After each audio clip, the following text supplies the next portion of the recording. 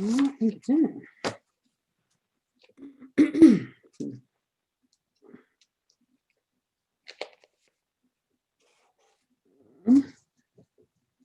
Look at that.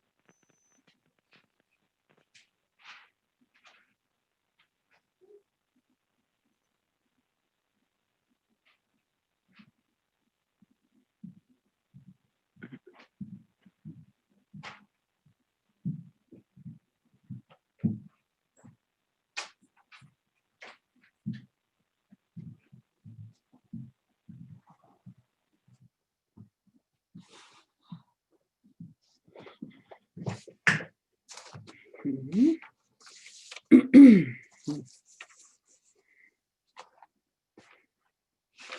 Hey, Lynette, how's it going? Good, thanks. How are you? Good, good. Sure was nice to see the sun today. Oh, it was so beautiful. It was great. Yep.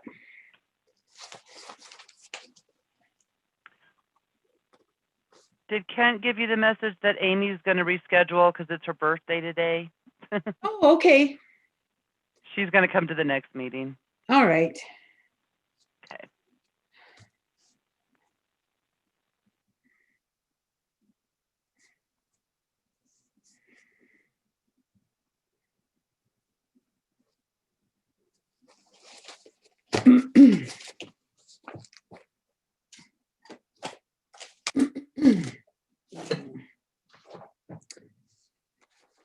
All right, and then we have to information.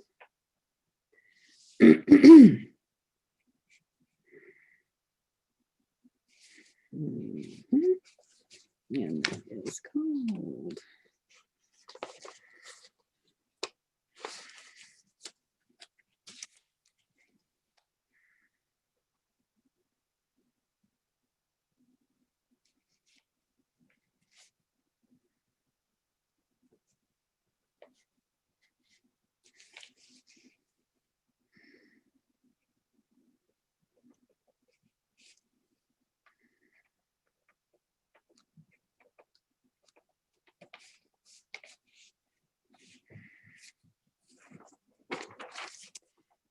Okay.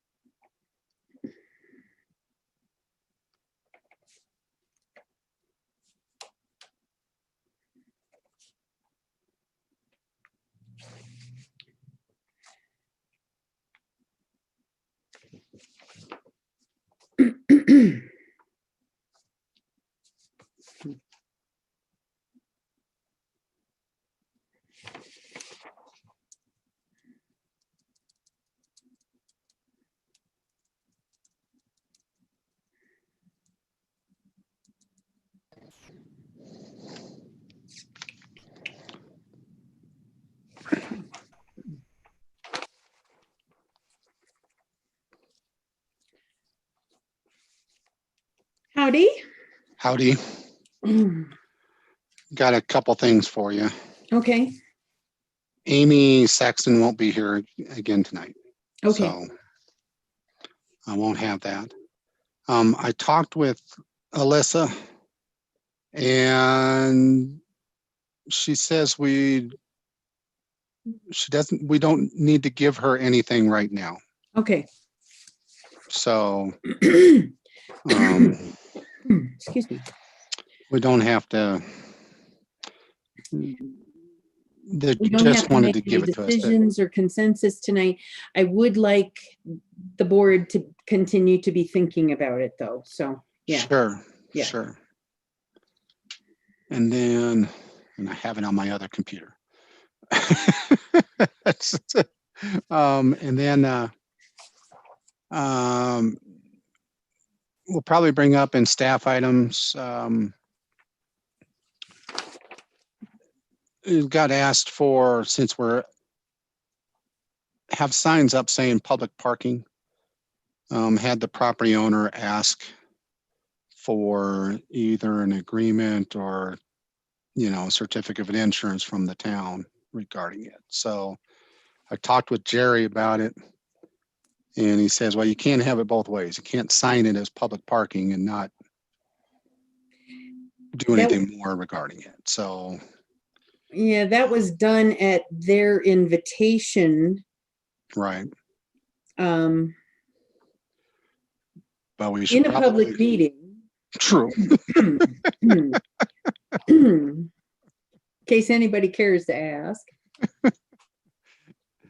But we should probably go ahead and have, the same type of agreement we have with the Hotel de Paris type thing, or something similar. So,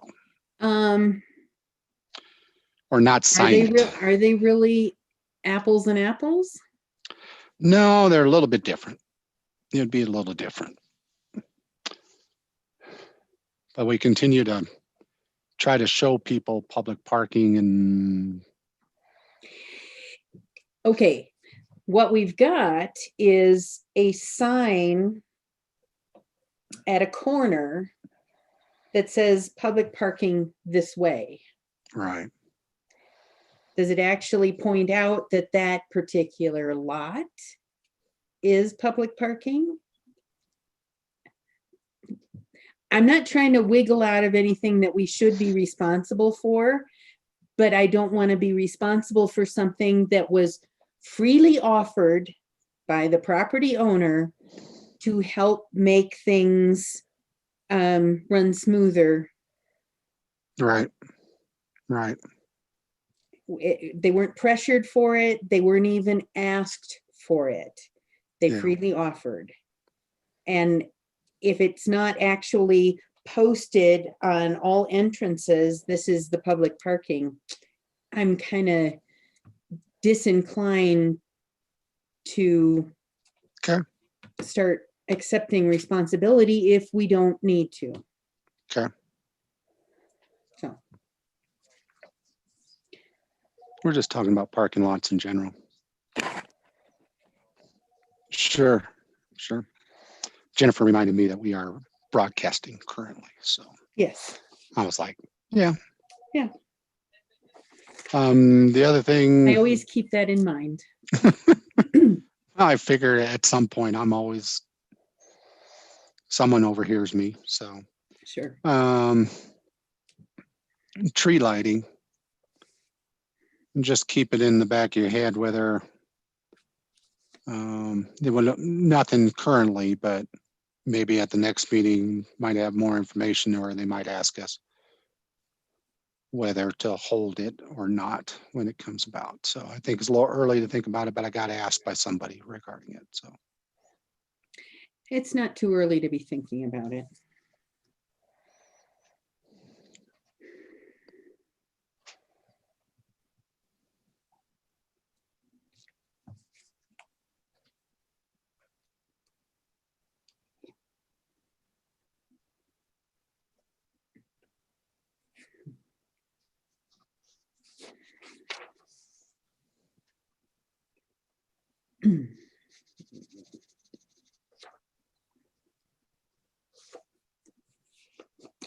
Did Mary have a chance to run those narrative suggestions by you? Cool. yeah.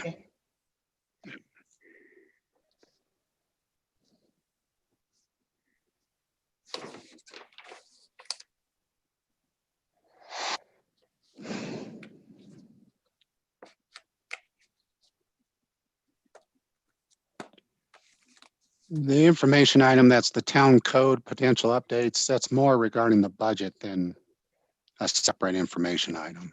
Just to let you know, it could be just during the budget information. Because it's a separate memo, but it's more regarding whether we would do that during the Mhm. budget for it next year or not. So.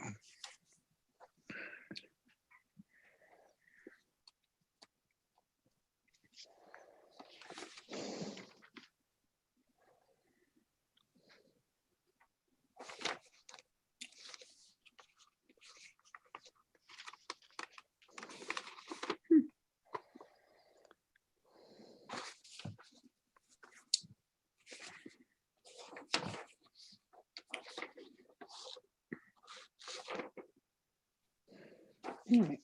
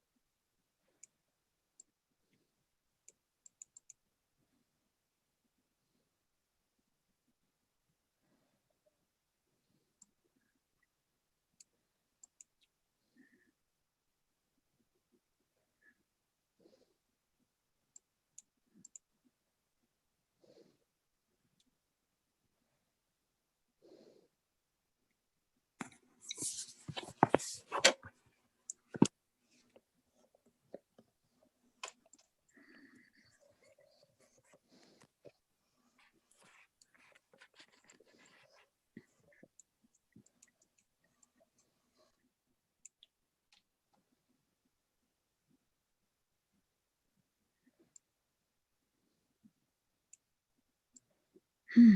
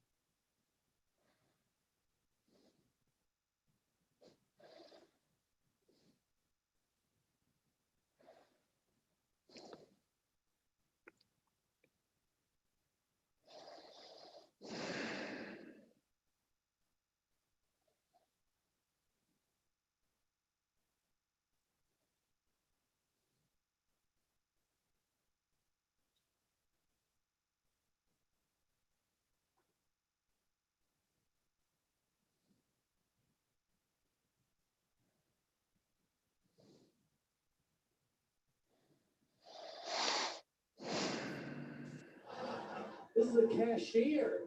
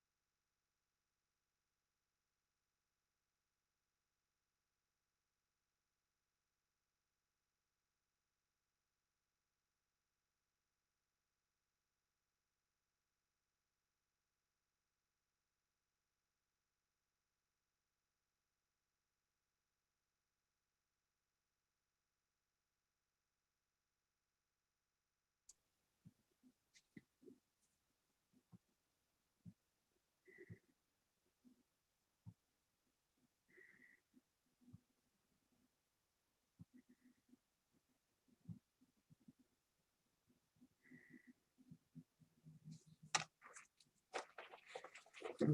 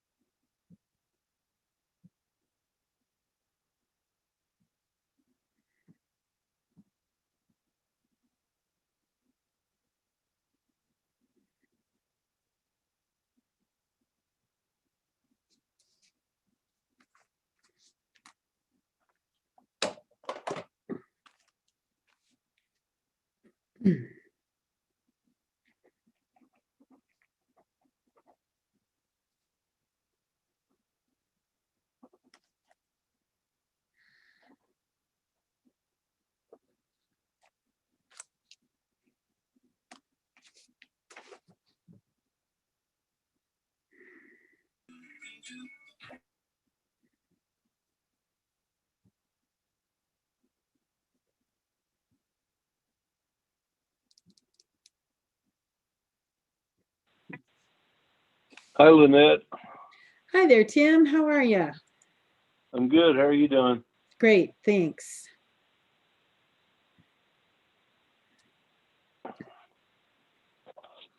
Sounds like we have some COVID cases increasing in Clear Creek. Yes, it does.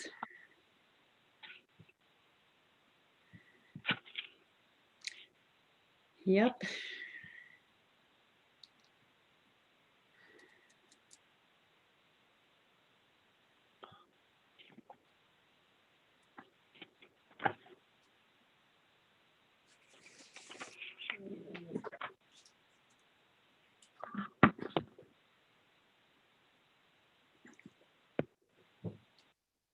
Hmm.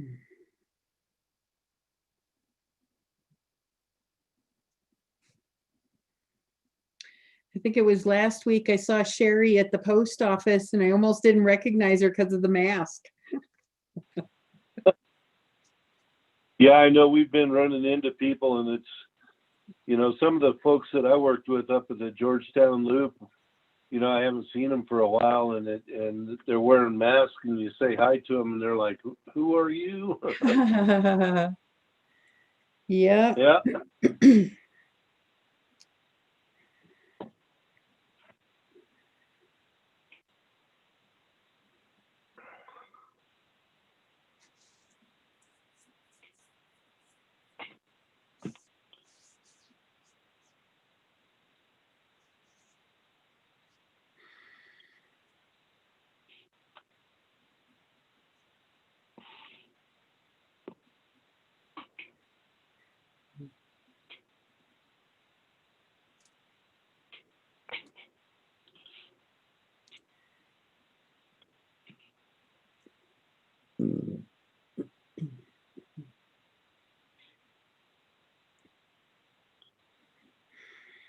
How are you this evening, Randy?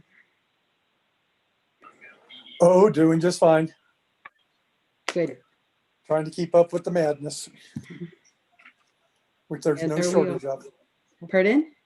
Which there is no shortage of. There is no shortage whatsoever. Yeah. And you? Pretty much the same. Yeah. It's been a week, and a month, and a summer, and a year. Yep. Can't believe we're pulling up on the end of October already. I know.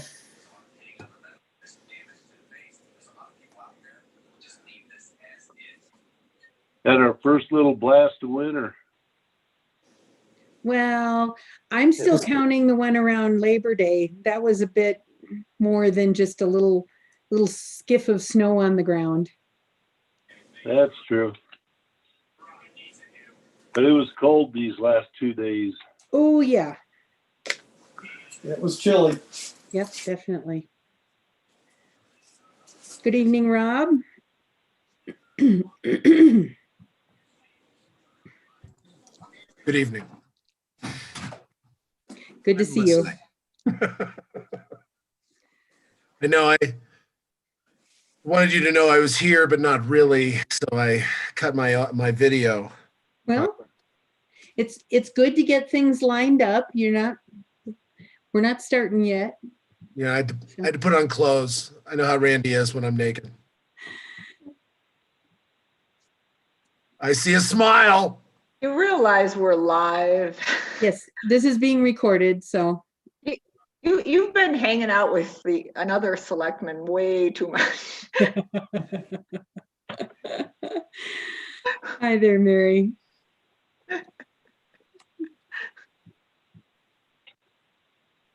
It's the sweet easy. Hi, Les. Hi, Veronica. Guys,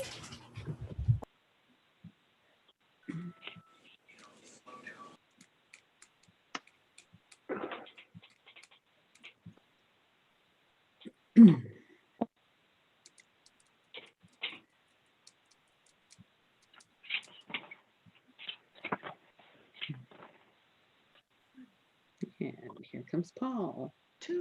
Hi there, Paul. Yay, we have a quorum.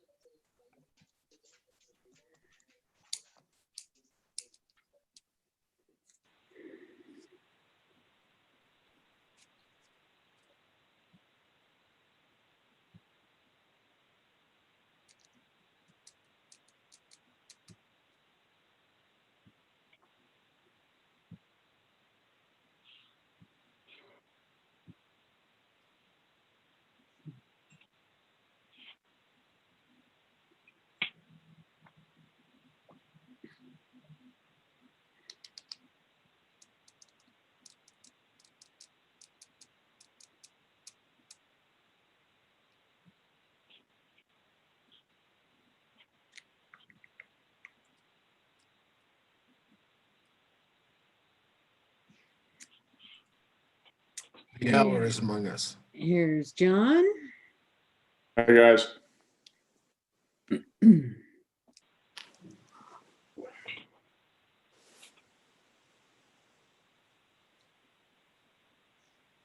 I'm hoping Jerry's on his way.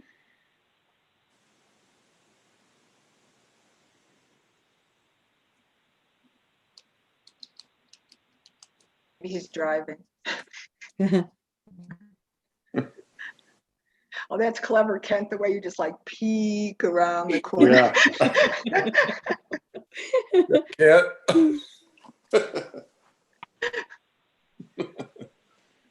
Now you see me?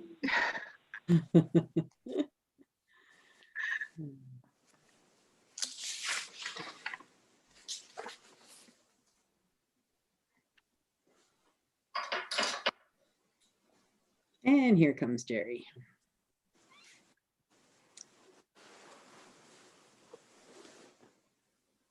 Kent, do you know if we were expecting Keith tonight or not? I didn't hear any different. I expected him to Okay. come, so, Okay, or to turn on his computer. okay.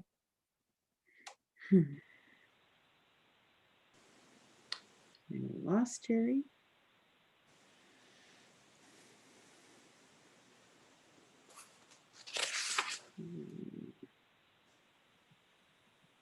Looks like Jerry might be having a little trouble connecting tonight.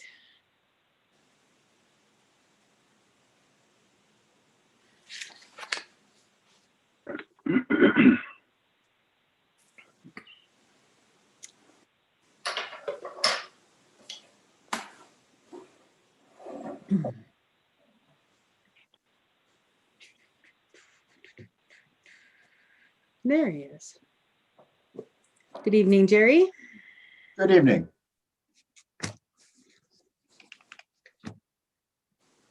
I think. Yeah, Rob, eat your heart out, Rob. You know, it's such a hassle. I'd say. Unmerciful. I'm going to retire alone on the savings of combs and shampoo. There is that.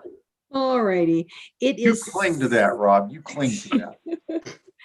It is 6:02 and we've got a quorum and our county attorney, our town attorney. So I think I'd like to call the meeting of the Board of Selectmen of the town of Georgetown to order. Tonight is October 27th, 2020.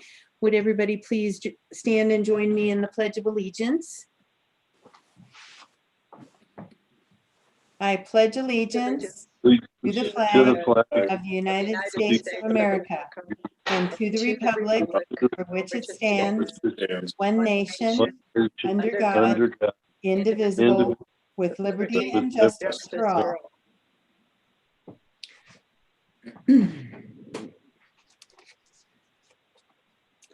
And next is roll call. I am Lynette Kelsey, police judge. Rob Connell. Here. Keith Holmes is not here yet. John Jennings, Here. Paul Hingen, Here. Mary Smith, Here, and Tim Allen. here. Thank you. Agenda approval. We're going to again delete Amy Saxon's presentation. She'll appear at our next meeting for that. And then I also wanted to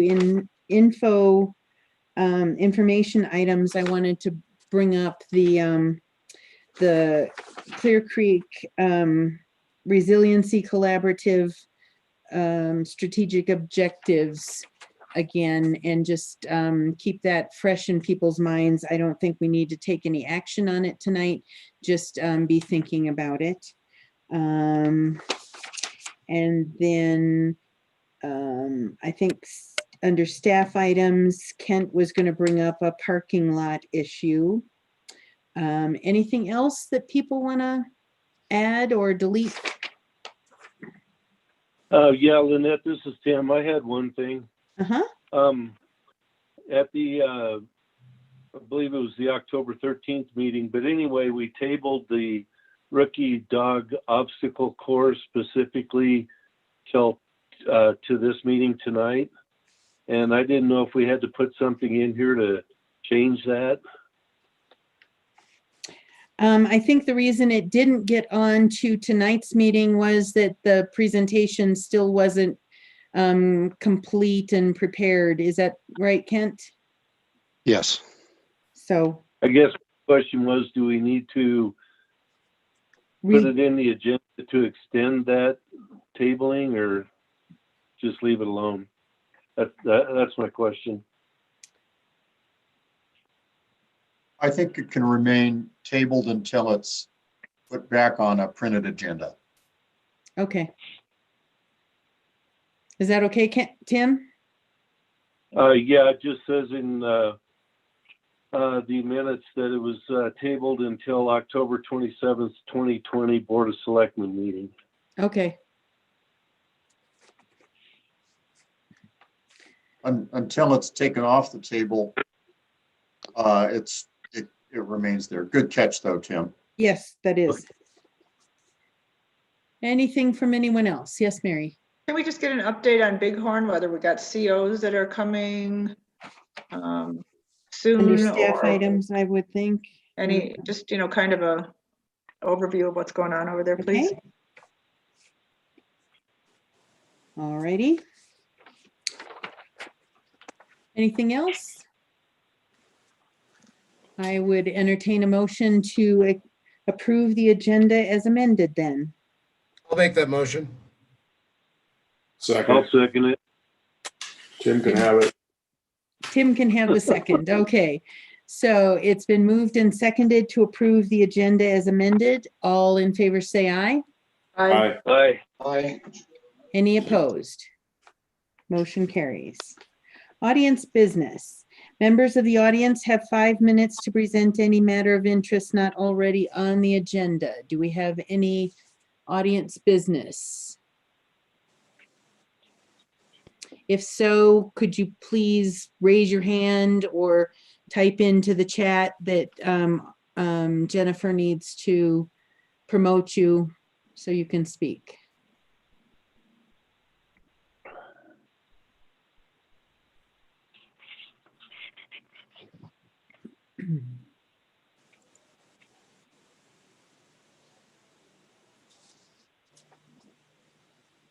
All right, seeing none, I think we'll move on. Thank you, everyone. We have the payables from October 9th through October 22nd, 2020. Any questions or comments on any of those payables? I see that we purchased that pet fountain. Hey, Mhm. Kent, when is that going to be installed? If we own it right now, can you do it during the wintertime? You're muted, Kent.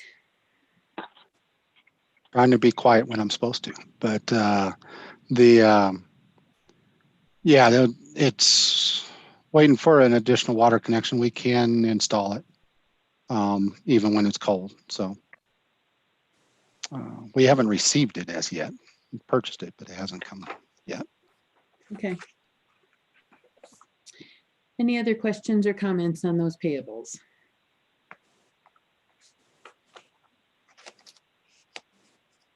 Would anyone like to make a motion to approve the payables from October 9th through October 22nd, 2020 as presented? Yeah, I'll make that motion. I'll second it. And moved and seconded to approve the payables from October 9th through October 22nd, 2020 as presented. Any further discussion? All in favor say aye. Aye. Aye. I, Any opposed? Motion passes. The minutes that we have to approve tonight are from our October 13th, 2020 regular meeting. Any comments, corrections, additions?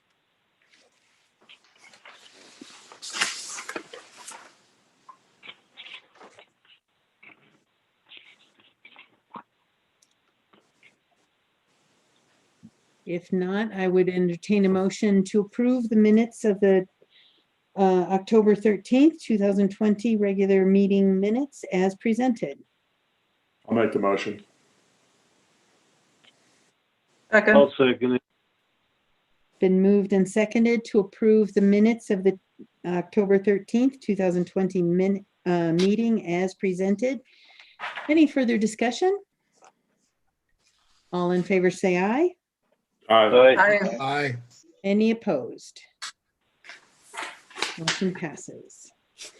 New and unfinished business. First on our agenda, we have a liquor license authority and public hearing for a tavern liquor license application from Sweet Easy LLC. And I will let, we've got Les and Veronica Mays here in our meeting, and I will let Jerry, did you want to do this first? Do you want Yes, me to call, do you want me to call the public hearing to order first? Okay. Yes, I do. Okay, it is 6:11, and I hereby call the public hearing to order. Okay. Mhm. This is a public hearing for a new liquor license for Sweet Easy LLC at 504 6th Street. I reviewed the application, made a couple of comments which the applicants have corrected. One of those was just to correct the lease so that the LLC, which is actually the applicant here and would hold the liquor license, has the appropriate authority under the lease to sell alcohol beverages. That's often something I check for. Other than that, it was a really clean application and I didn't have any other issues with it. Jennifer, did you have anything you wanted to add before we ask the applicants to testify? It looked good to me. And members of the board, as you know, for a new liquor license, the standards that you need to achieve are to examine the assured of the good moral character of the applicant. In this case, it would be the principals in the LLC, who are clearly here on the screen, and the need and desire of the neighborhood to have alcohol, an additional alcohol license. So after Les and Veronica testified in any way they want, I'd like to make a little record by asking them the questions I usually do about why they feel there is a need for an additional liquor license at this location. I'm kind of letting them know ahead of time I'm going to ask that question just to create a little record, but I expect that you'll probably want to hear from them now and ask them any questions you might have. Okay. I also wanted to note that Keith Holmes has joined us. Finally. And you made it. So, Les and Veronica, I think we're waiting to hear from you. Good evening, everyone. Thank you for having us. We relish the opportunity to discuss with you what we're thinking and our ideas. Our concept is basically a small dessert pie shop that would have some coffee and beverages. We're hoping to do that before and after dinner in an effort to increase foot traffic in the area and allow for people in area to enjoy the space. We feel that it would increase the traffic and improve the area. Do you have any? No, it would be definitely not a full service restaurant. It would be a before and after dinner, drinks, coffee, pie, 3:30 to 8:30, Friday through Sunday. So it is not a bar by any means. It is not, like a full service bar. It's not a full service restaurant, but it's a little bit of all of the things. We moved here about 4 years ago, love the community, are definitely invested in our community, and just are all about improving it. Okay, thank you. Do you want to ask your question now, Jerry, or do you want Sure. questions from the board? Questions from the board, I think, would be fine. Then I can follow up. Okay. Any board members have questions for Veronica and Les?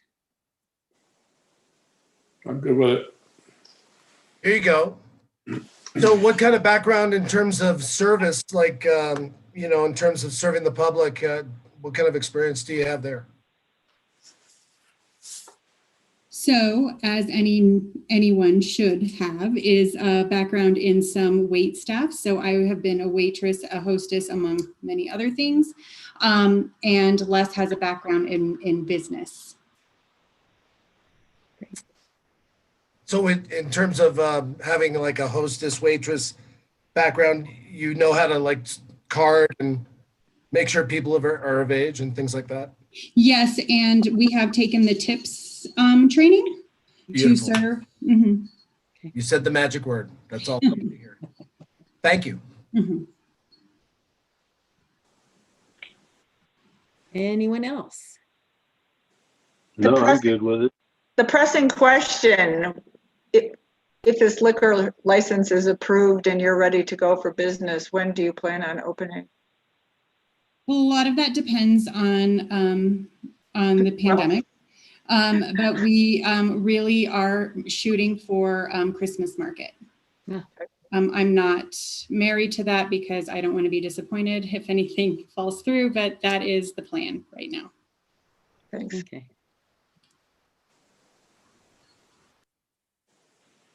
Okay, anyone else? Okay, I just wanted to say it sounds like a wonderful idea. I'm looking forward to seeing it. So, Jerry. Couple of quick questions, actually following up on Mr. Cannell's question about tips training.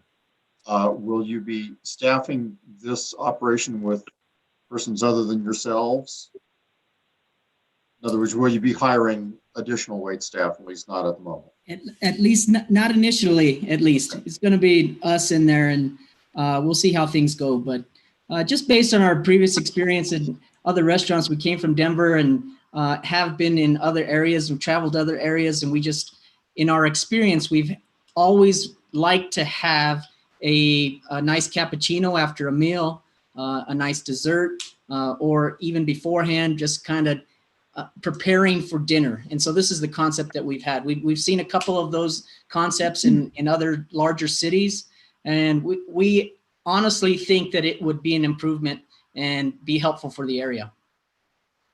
Clearly, you've done whatever market analysis you need to determine if there would be a need and desire for that.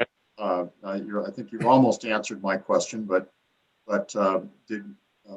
I assume you're of the opinion that there is a need and desire in the town for this kind of outlet. Is that true?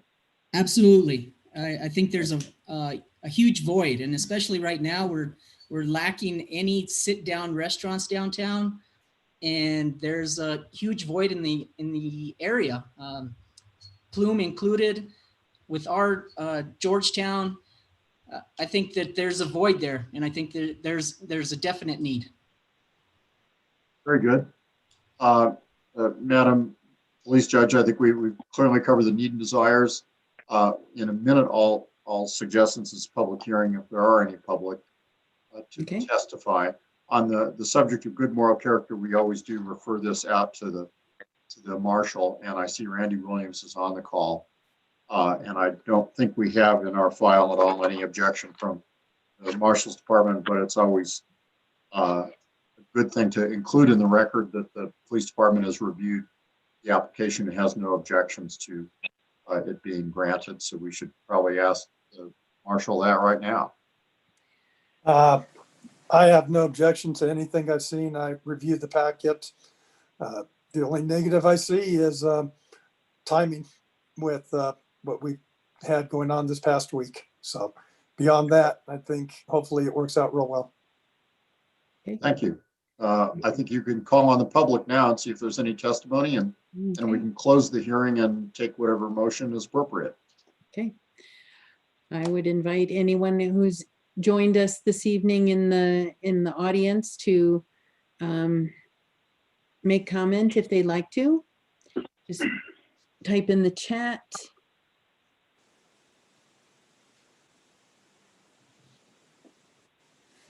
Jennifer, do you see that comment in the chat? Do they want to actually? Yes, we were trying to, we have received a petition from citizens in support of the application. Oh, okay. I believe that's what Gary is raising his hand about. So I can show that if you'd like to see all the supporters, the names, or. Yeah, go ahead and share screen. Okay.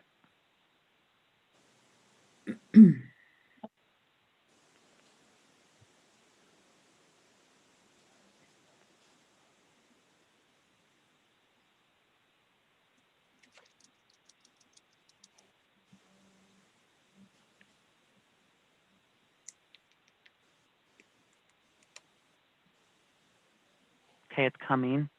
Here it is. Okay, thanks. Do you guys see that? Not yet. Okay.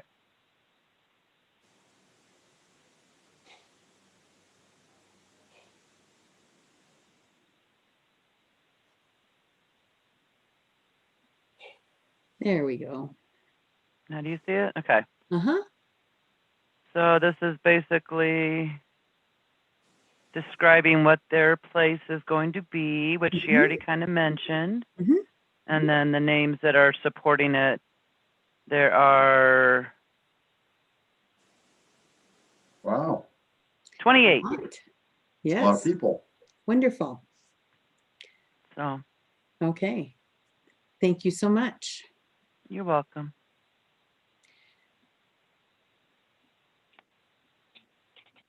We can see if Gary has anything to add to that. Can you all hear me? Yes. Yeah, I just want to thank, be a great venue to have in the middle of the town, since we're lacking restaurants and people always want to go and maybe have a glass of wine and a really nice dessert after dinner. So I think that'd be a really good addition to the town. Great, thank you. And it looks like we have Anne Marie Cannon as well. Okay, let me.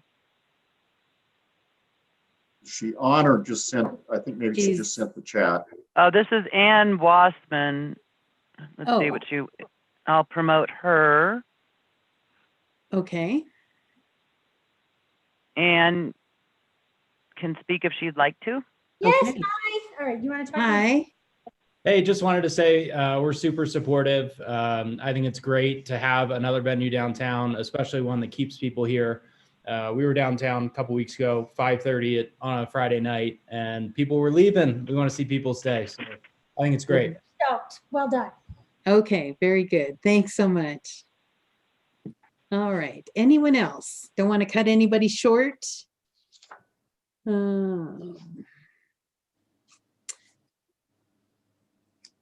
Looks like Anne Marie Cannon unmuted herself. Do you want to say something? Yeah, I just want to say that I'm in support. I think it's a great idea. I think the Mays are going to be amazing hosts to this venture. And I also think that it's, as has been said, there is a void. A lot of businesses have closed up. I think they're extremely brave to take this on during this time. But you know, I think it's a move in the right direction. Great, thank you so much. Okay. All right, if there isn't anyone else, then I would like to close the public hearing. It is 6:24 p.m.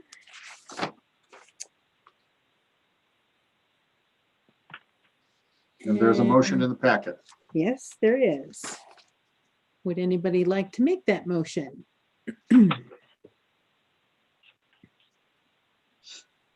I'll make a motion to approve the tavern license applied for by Sweet Easy LLC At 504 6th Street. at 504 6th Street. Thank you.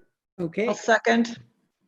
been moved and seconded to approve the tavern liquor license for Sweet Easy LLC to operate as Sweet Easy at 504 6th Street in Georgetown, Colorado.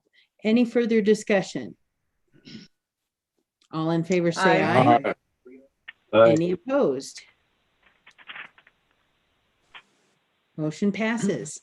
Thank you so much. Congratulations. And we look forward to seeing you open. Thank you all so much. Thank you. Thank you.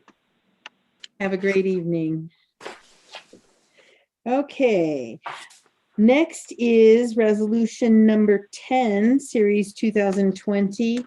A resolution of the Board of Selectmen for the town of Georgetown, Colorado, extending a moratorium on the acceptance, processing, and approval of new applications for short-term rental permits under Chapter 5.28 of the Georgetown Municipal Code.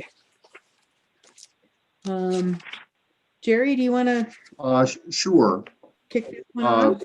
The board wanted additional time to be able to continue to consider potential amendments to its short-term rental program.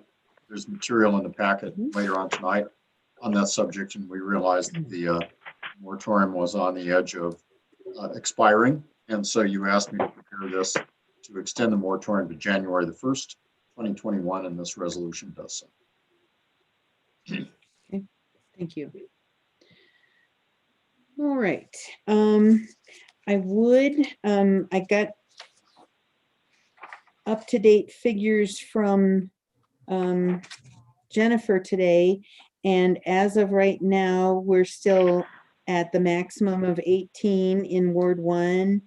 We have 15 in Ward 2, and she has had 3 requests for applications that are now on hold if we extend the moratorium. And then Ward 3 is also at their maximum of 19, just so everybody knows where everything stands right now.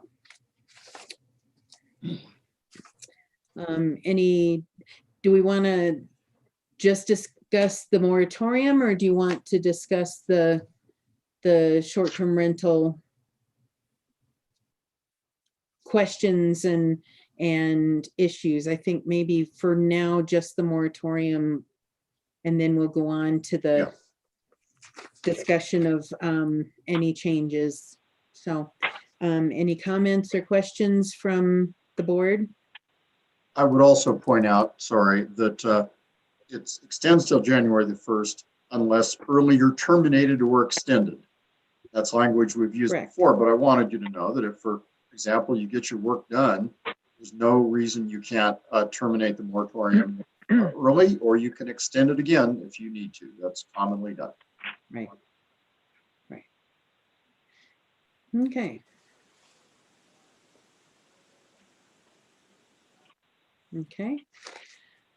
If there aren't any questions or comments, would somebody like to make a motion to approve resolution number, wait a minute.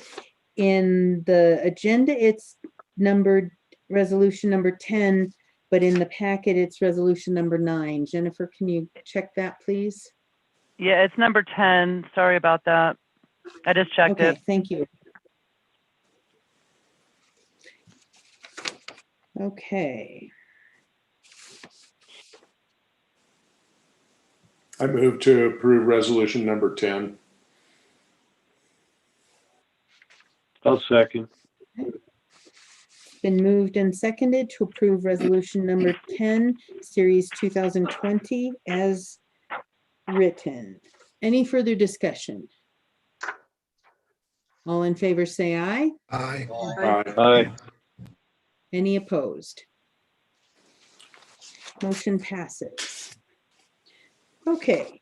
Next we can get into our discussion on possible changes. I think what staff is looking for is some guidance on what changes we would like.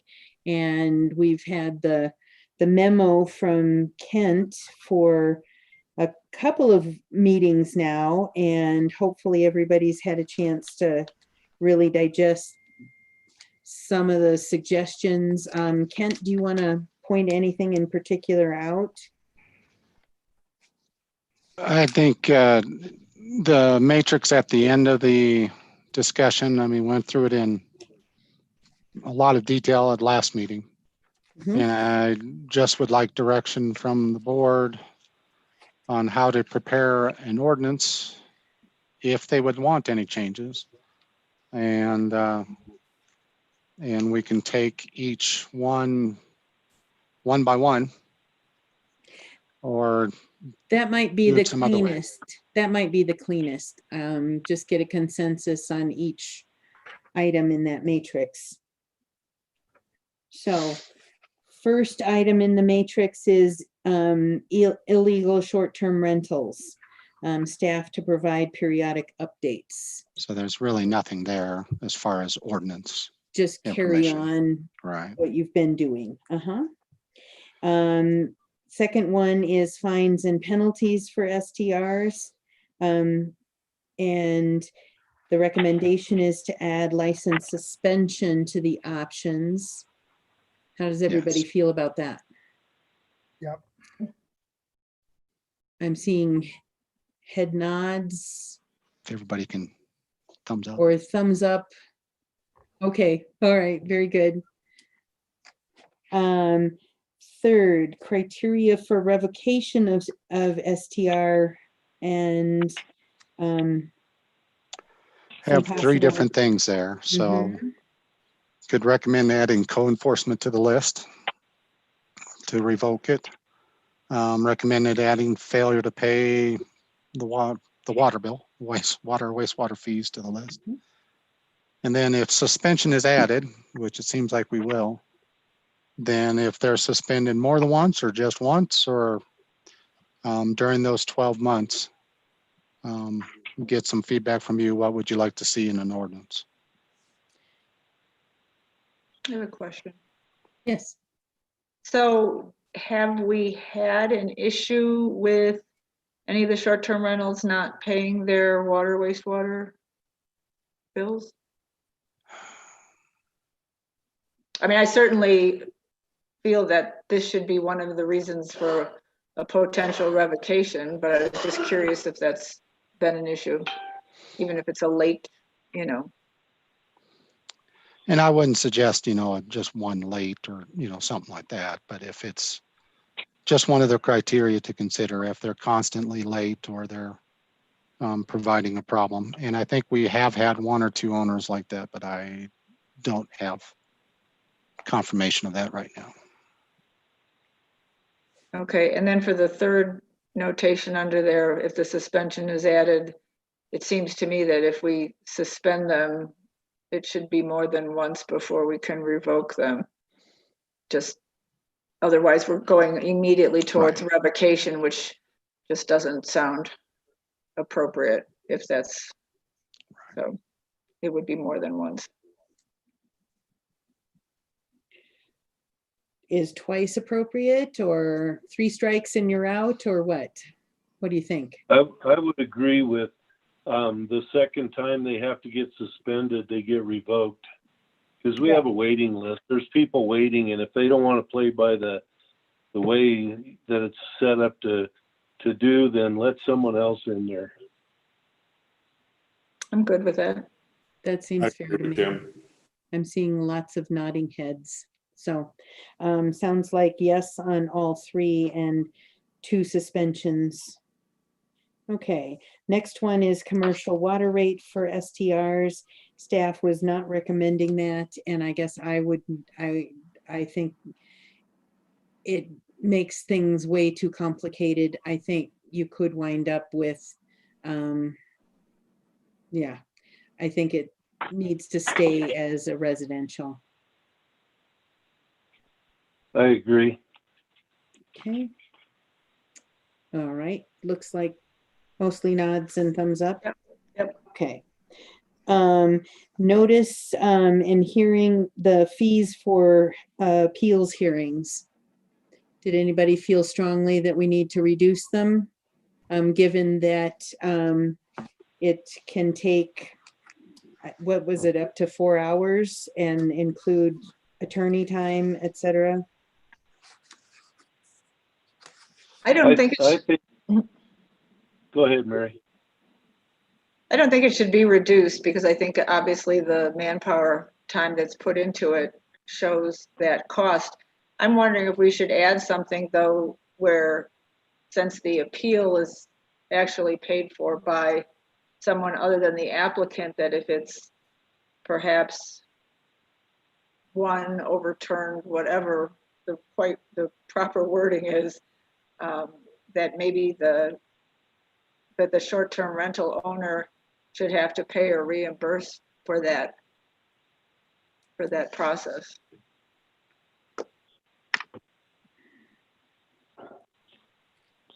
I think also the fees should be based solely on what it costs the town to process and manage.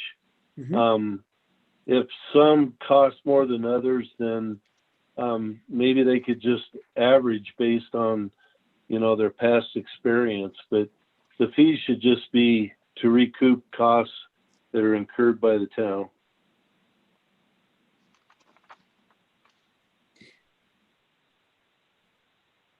So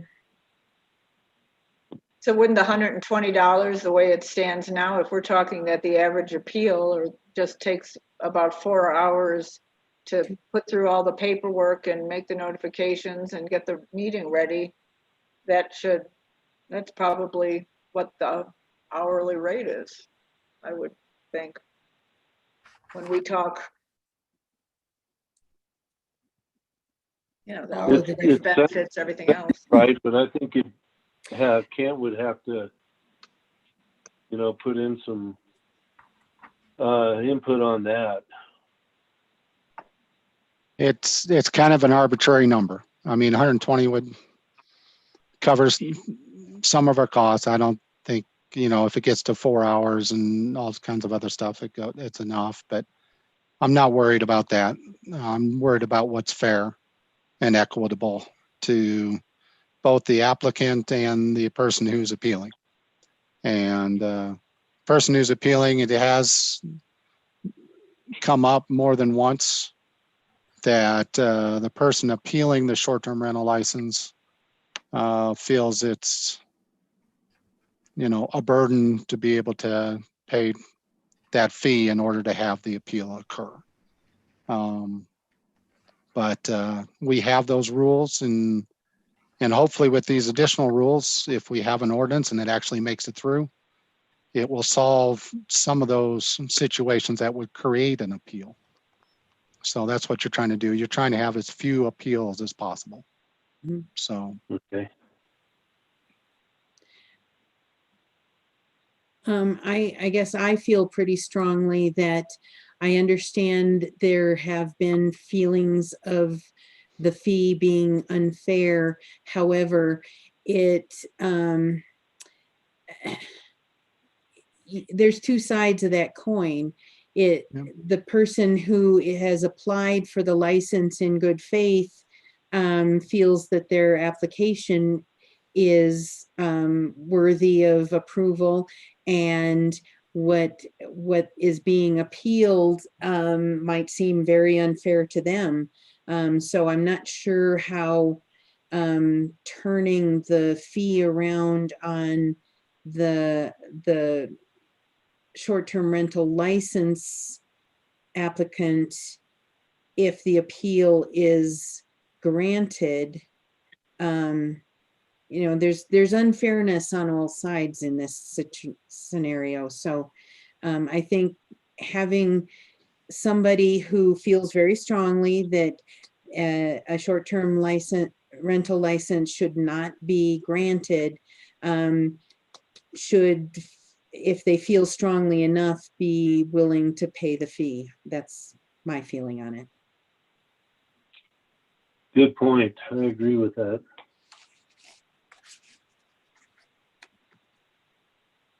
Okay. Anybody else have a strong feeling on it?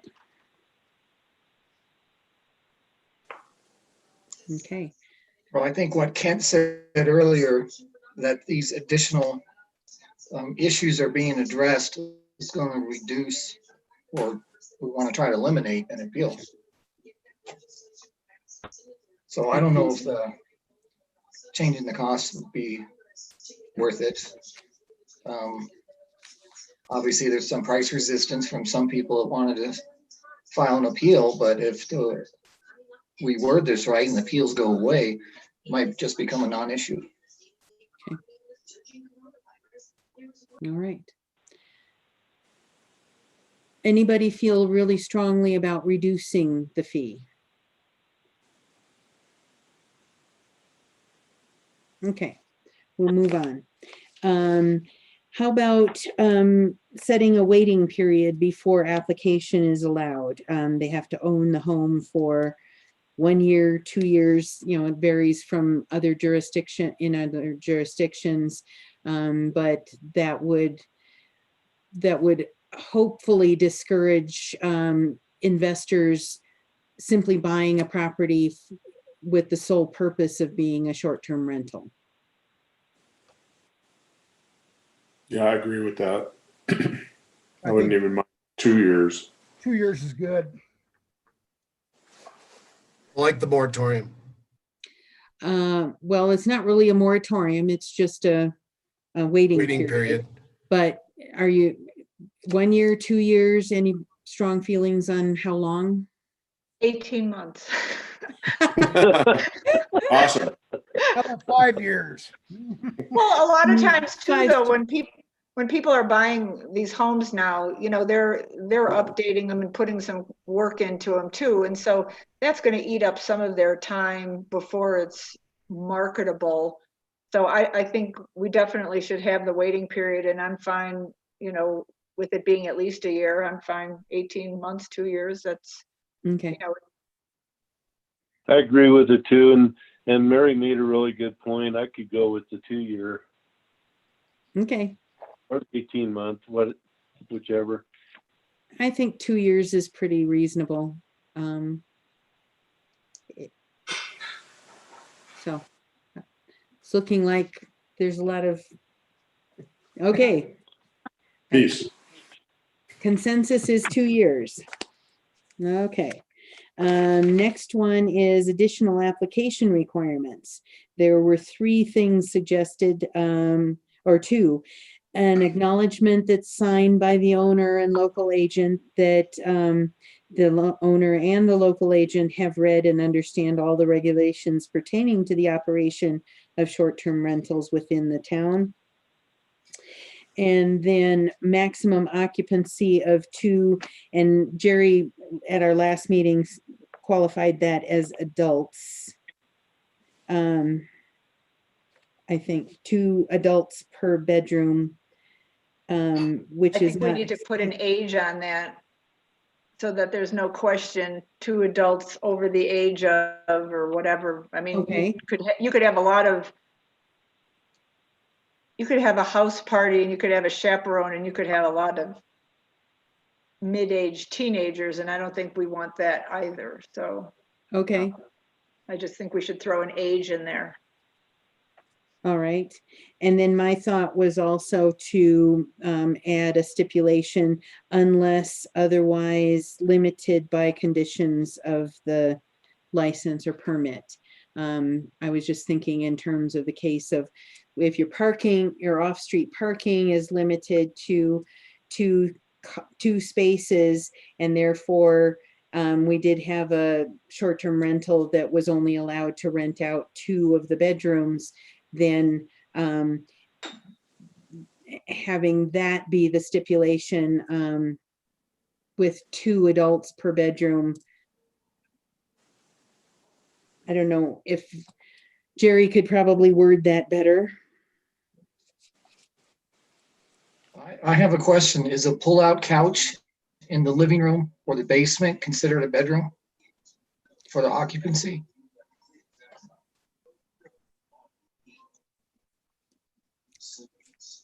That's a good point, because that's how a lot of short-term rentals are allowing for extra people. That might be something that could be, I mean, it might get detailed, but that could be something that's addressed in the amount of younger people, children, you know, in the household, so that they could, if it's a 3-bedroom, they could still have 6 adults, and a pull-out couch could have 2 little kids in it, type thing. But that's going to take some tweaking. But that's a good point, Paul. And you've got some choices here. You certainly have the ability to say that the occupancy has to be limited to 2 persons per bedroom, and bedrooms have to be rooms that are exclusively devoted to that purpose, so that you don't have people repurposing the utility room and the kitchen and the living room and the, you know, and that clearly limits occupancy. But, and that's a policy call for the board, but I do think that then you eliminate a lot of arguments over whether that occupancy is allowed or not, and you just know that people are renting actual bedrooms. That's an easier line to draw, I'll tell you that.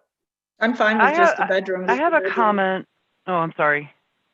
When Mary and I check the website for these listings, we find all the time that they're advertising for like way more people than we approve them for. So I'm unsure about what to do about that, you know? Well, if the license or permit says maximum occupancy, and they're advertising for more, wouldn't that start to fall into violations of the permit or license? And so it could qualify them for suspension. Should we contact them? What would you guys like us to do, I guess? Because there's a lot of those. I realize I think we should, until we get these requirements solved. I don't think we're ready to start notifying people on anything yet. But I think. Well, but would there be something added? Well, and I think the writing in suspension as a criteria for revocation, adding code enforcement to the list of criteria for revocation.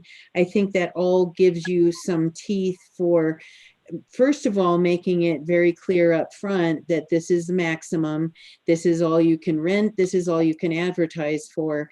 If you're found to be advertising and renting for more than you're allowed, you could have your license or permit suspended or revoked. Okay. So I think once this gets codified into a new resolution, a new ordinance, I think you'll have enough enforcement teeth to deal with the problems. So, okay, yeah, Jerry, your point's well taken. I think that's the main concern, is making sure that they aren't getting creative and adding 6 more occupants because they've got however many futons and pull-out couches and so on. So I also think that when it comes time to enforce, if we have to do an inspection or something, and there has been an ad for 6 people, and you determine there's only 2 bedrooms, then that's a really kind of bright line test for enforcement on occupancy. Whereas if the pull-out couches are available in various rooms, it's a little hard to tell. So, okay, fair enough. When you're halfway through, though, your list of specific things, I'll let you go, Yep. but I made that note. Okay. Just a question on the other point, the acknowledgement. I'm not sure which section it came under with Kent's memorandum, but somewhere I had read and it stuck out in my mind where we were considering asking the, that someone be able to be contacted like within an hour's time. The management person has to be responsive within an hour. That had come up in one of these questionnaires or survey said thing. And I'm just wondering if that's part of that acknowledgement that we're referring to here. I thought that was a good idea, so that it's not where we're trying to find somebody, the manager in town, because it's not the owner, and it goes hours and hours without anyone being able to be contacted. So does that fall within this other paragraph under the additional application requirements? Is that what's in that, going to be in that acknowledgement? We already have that as part of the ordinance for short-term rentals, that they're supposed to be a local agent and they're supposed to be able to respond within a certain time frame.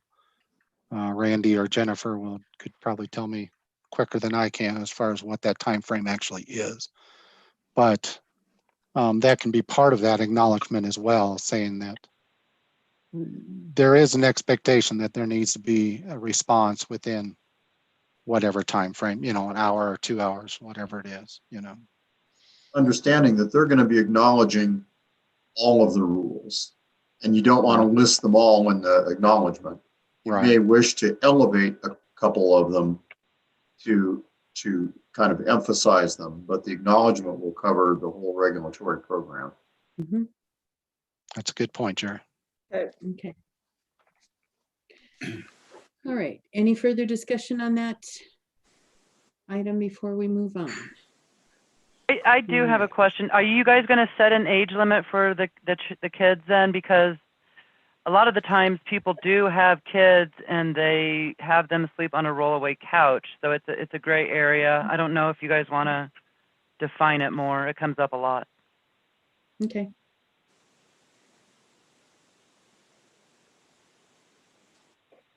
That I was just going to say, like, to kind of get support Jerry's thought. Well, you could come in with a blow-up mattress. You can come in with 3 or 4 blow-up mattresses. Nobody would be the wiser. So do we just refer to people and skip the adult? I think what I like Jerry's description of a bedroom. That it's for one purpose and one purpose only. That's the your occupancy is based on how many people can sleep in a bedroom. Yeah, but I don't Okay. mind 8 or 10-year-olds sleeping. Yeah, They, but then sleep again, in sleeping They're bags. kind Yeah. of extra. they Yeah. sleep in sleeping bags. They can. How many times have you woke up in a So- closet as a kid? So, Yeah. you know, blow up mattresses. They always make a makeshift bed for kids. So do we want to set an age limit is the question though. 16, 18, 14. Oh, in terms of as an adult? I'd say at least 14 or, Yeah. or no. I could 14 see and up. 14. That's the cutoff in ski school. Like that. Okay. So Well- 14 and up means you're one of the You're counted as an 2 adult. persons allowed per bedroom. Children under 14 allowed. Children under 14 allowed in those bedrooms. At some point, you've got to decide, I think, that there's kind of a limit to how much nose counting you can do. And you know, I mean, there's just a limit to how detailed on that subject you can expect a regulation to be. And, Right. and there's a limit to how much effort you should put into that. You know, I think saying they've got to be in rooms that are exclusively devoted to that purpose gets you part of the way there. Saying it's 2 persons or however many you decide, but I'm hearing two persons per bedroom of an age of 14 or up. Children under that age permitted with their parents or family members, and you just say that. Okay. And, you know, if somebody wants to cram 3 8-year-olds, at some point, is that something you want to spend a lot of time enforcing? I'm not sure you do. We're not knocking No. on the door counting heads for, No, you for aren't. kids, so let's Aren't. be And real. so you send kind of that message to people, and people may or may not, you know, that you'll always get people violating various things, but you send a message that is kind of a legitimate one, and that also responds to the realities. And I'm hearing 14 and up is a form of adult, and so you count as one of the 2 allowed. Underneath that, it's children under that age with a family member, and we'll let it go at that. Does that sound all right? Do we even want to address the kids then? Are we better off to not address it and just say the 2 people per bedroom, 14 you. years and older? I don't know. Up to you. The thing is you can, yeah, again, you're getting into something that you're going to have a hard time policing. So in other words, it's like, hey, if you got 2 bedrooms, how about 2 families? That could be, you know, 1 kid or 20 kids. We don't know.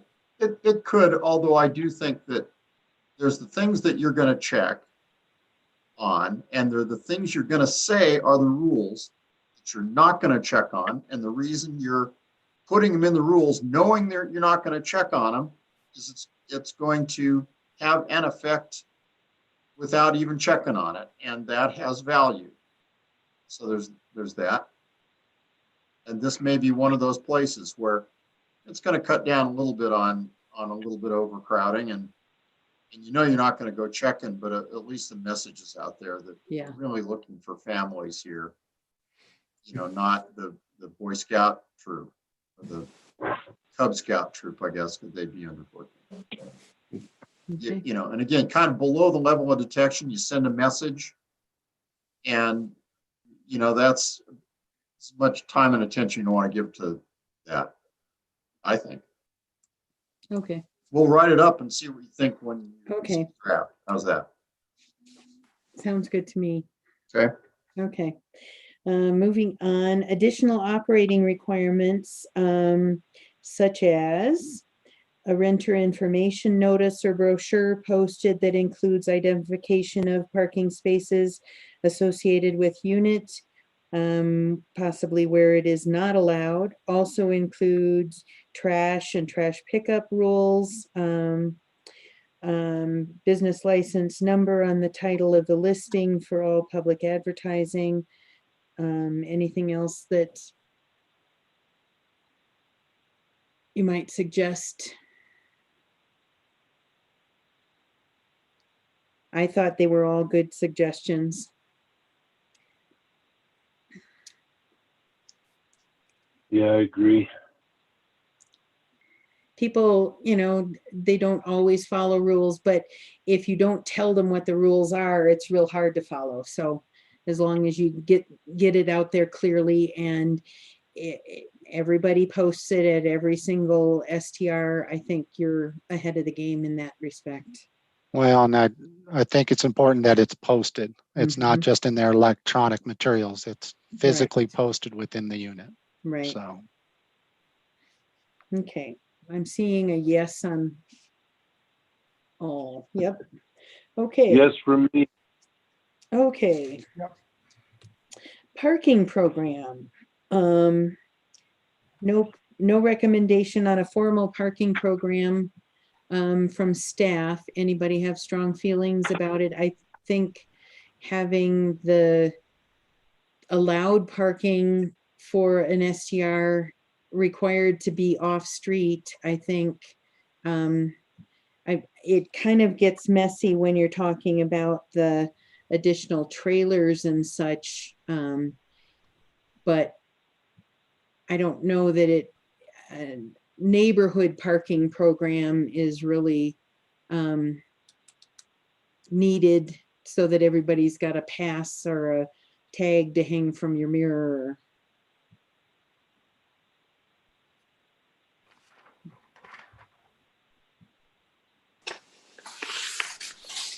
Anybody feel strongly that a parking program is needed? I'm willing to let the rules, see if we can calm this whole thing down a little bit. Just, we can always revisit it. Certainly. Nothing says we can't tune things up. Sure. My thing is, who's going to enforce it?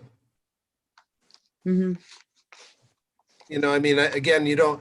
I would hate to make. I would hate to make something, a rule, and then not be able to enforce it. Well, and there's administration of it too. It's not just, you have to put out the tags and you have to issue them and keep a list and so on. And so there's administration of a parking program as well as enforcement. So, all right. So not at this time if I'm reading the signs. Okay. Renewal. Staff recommends including the number of complaints in the renewal notices that go out to adjacent property owners. And I think that's a great idea. I have a question. Yes.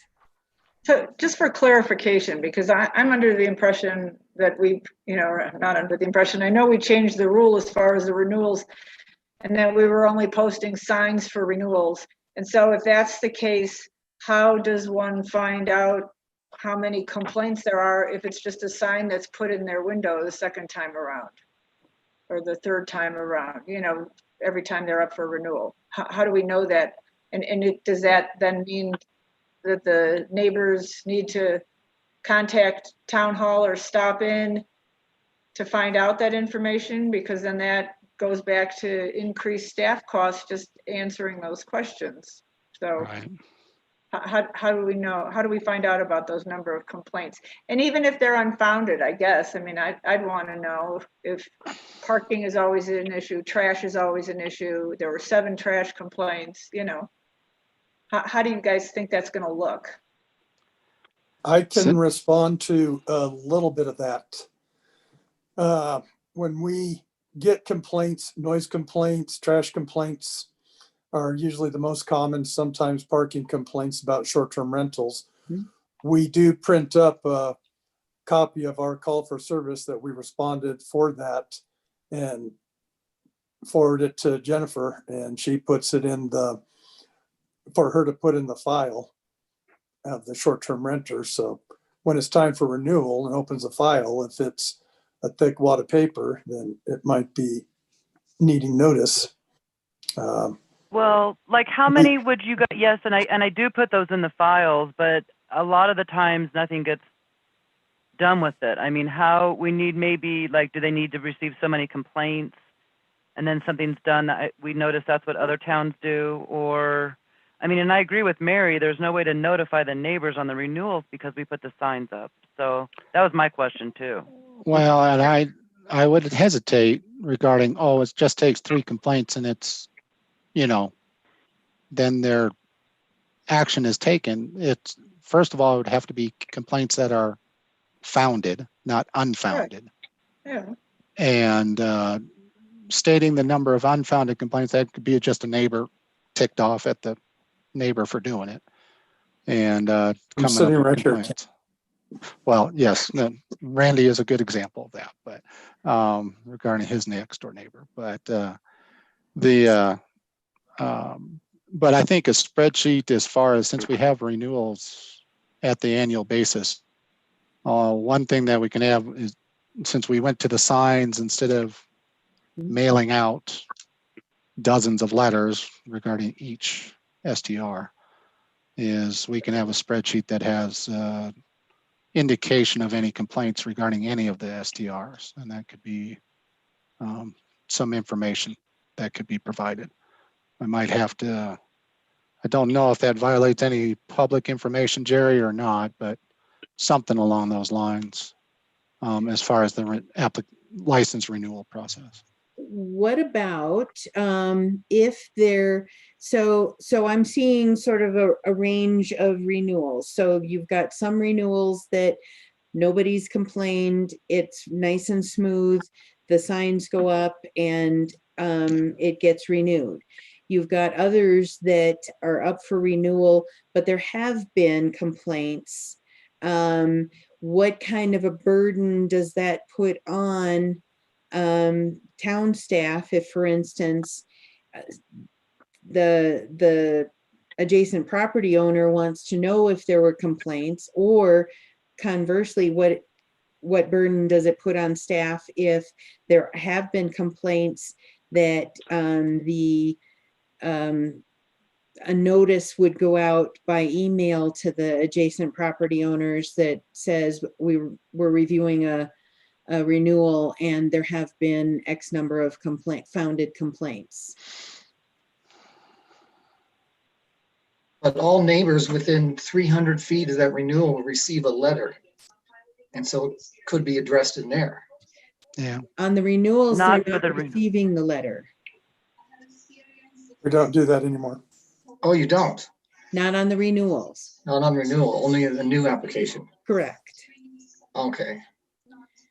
I But mean, and this that's would- something that if you guys want to change it, we could always decide that as well. We don't have the neighbors' email addresses either, so I don't know how that, I don't think that would work. So it would need to be a letter. Okay. So if there are if there have been complaints, say in 2020, then when someone applies for a renewal, the letters are going to go out. So you would only renew by sign if, or by notification of the sign, if there haven't been any complaints. Could be. That's a question. Yeah. Can I suggest one piece that might help? It won't solve it. Liquor license renewals have a form that comes to the police department on how many liquor license related incidents have there been, how many violations, do they consider approval or not approval? And if there was a form like that, all we'd have to do is plug in the address of the short-term rental into a call history, and we could produce a call history. Usually that would tell us if they were founded or unfounded. Usually anything in the file, like I described that Jennifer does get, those are not unfounded. True. However, that doesn't get notification out to the adjacent property owners. And are we wanting to reach out to them at renewal time, or are we expecting that they will contact town hall if they have concerns? I mean, it's a burden on staff no matter which way you do it. I think that's the way Yes, to go, is put on the sign that If you want to see the complaints, you contact town hall. But if we're getting complaints, why are we even considering renewing them? Right. Then they're a bad neighbor. And why are we considering, you know, I mean, I can see one complaint, okay, even if it's founded, but, you know, depending on the severity of it. But if we're going to continue to receive multiple complaints, and I realize that there are multiple guests, but then the short-term rental owner isn't doing what they're supposed to be doing, and we don't want that to continue as a business in a residential neighborhood. And what we're talking about now probably should be handled more administratively rather than through the neighborhood, because Okay. that would just create animosity in the neighborhood. Mm-hmm. Yeah. So, are we thinking in terms of, so it's up to the administrator or town staff to weigh the severity of the complaints and decide whether to renew or not renew when there have been complaints? I like that. Yeah. Or to Leave it renew up to under- Mary, we'll have a turnover like you wouldn't believe. But you know, to that extent, if somebody does, you know, because you know, I think Tim made a great point. You know, if we have a long waiting list, we ought to have a short fuse on complaints, and let that, you know, and revoke that license. And Jerry, I guess you can talk to whether this is legal or not, but the next person who gets the license, we ought to let them know the reason why you're getting it is because they broke the rules. Mm. I don't know if that's, you know, if that's okay, but you know, maybe reinforce something when you're issuing somebody a brand new short-term rental license. The reason why they're getting that license is because the previous owner broke the rules, and please don't do that. Actually, the reason they're getting the license is they applied for it, they qualified, there was an opening in that district, they met all the requirements. That opening came up perhaps because of one that didn't get revoked, but that's not why they got the license. Right. Oh, okay. So I think I'd rather there Yeah. be, the word will get out on the street, you know, you screw up and you lose your license, and that becomes pretty well known, and that's the better use of that information. Okay. Sure. Good. True. Yep. And there might be room made available for renewals to be probationary.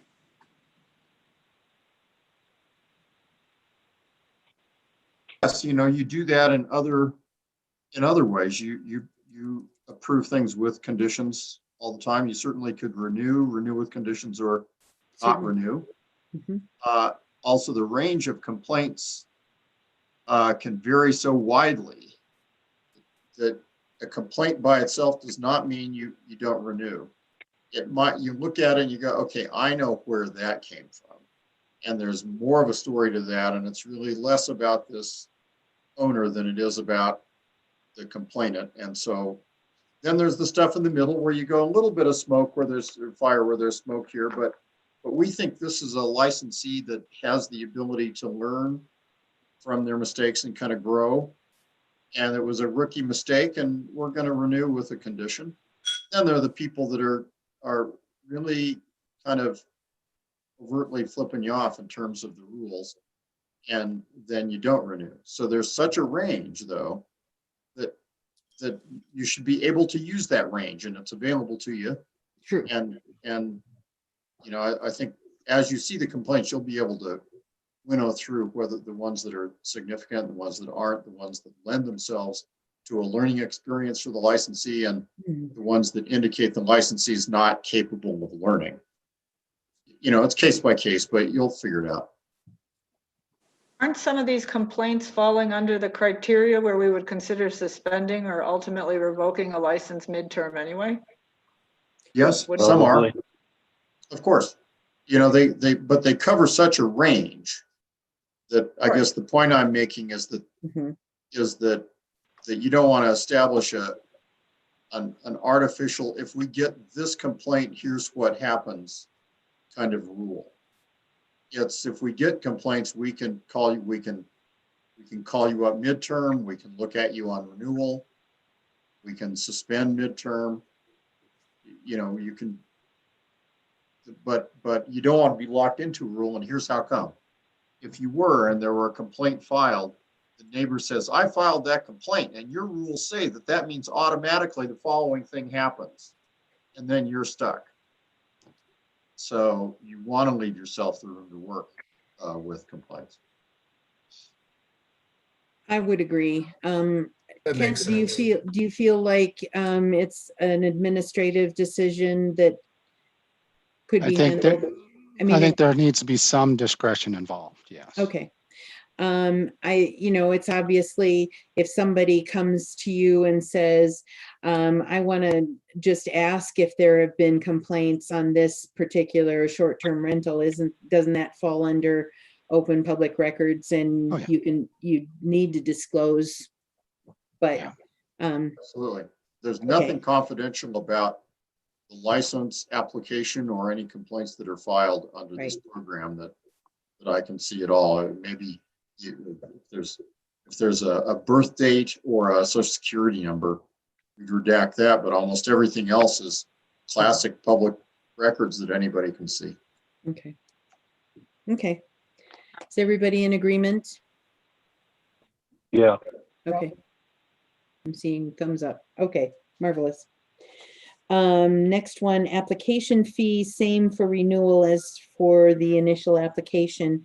I think staff has reviewed it and found that renewals take just as much time as the initial application review. So how does everybody feel on that? It's fine. Okay. Excuse me. Go ahead. Excuse me. I'm sorry. Mary Sims wanted to talk about the parking program, which is letter I, that if we could go back to that for a minute. Sure. Thank you. I just wanted to make the comment that some of our licenses have special arrangements with neighbors or other people for parking because they do not have adequate parking. Okay.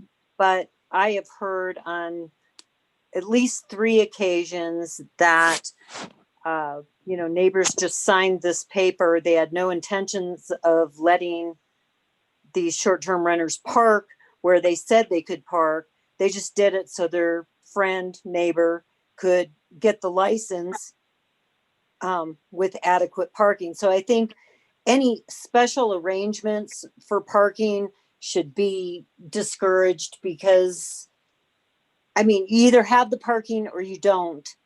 And then you're not chasing people around saying, okay, well, you're not supposed to park there, but there's no place else to park because they don't have the adequate parking.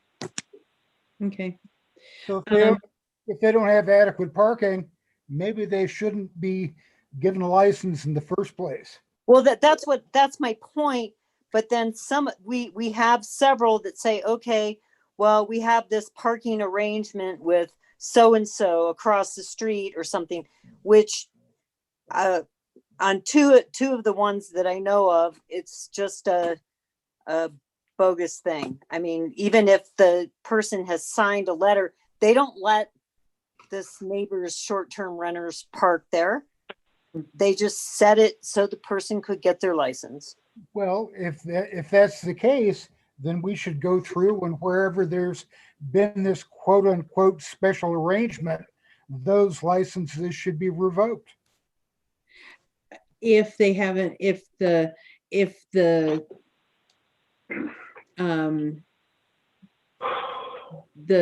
proposed arrangement is not being followed, then it winds up being a founded complaint and it's grounds for suspension and revocation. Seems to me that solves it. I think in good faith, you need to, maybe we have had some that were not sincere when they granted that permission. However, if it, if that's the case and somebody who continues to want to rent as a short-term rental, they either get somebody else's permission to use their parking, or and that gets approved through the license and review process, or the license gets suspended. Shouldn't parking be part of the individual properties? If they don't have parking, then maybe they shouldn't be doing it. And we can't depend on a neighbor granting permission. Places change hands all the time. Well, so let's put it specific to the location of the proposed STR. If there's no parking there, then I guess you're not going to get a license. How does everybody feel about that? Yeah, I'm good with that. I'm fine with that. So it sounds like off-street parking has to be on the site of the STR, and no special arrangement can be allowed. Okay. Yeah, I don't see it as enforceable otherwise. Right. Okay. So in the case of so this would apply to all future licenses. What about any that currently exist that would want to renew? Would they be able to renew? I think if we haven't had any problems, would they be allowed to renew? I think you could grandfather them in, and then if there was problems, just catch them with the violation. Okay. I think you have to remember too that the streets are public streets. Yes, they are. However, the short-term rental, as Jerry's pointed out to us many times, is not a use by right. I know, but I'm just saying that people that we've already already given license to that have been using the street, it's a public street. I don't think we can just revoke their permit. Oh, okay. I understand you now. Okay.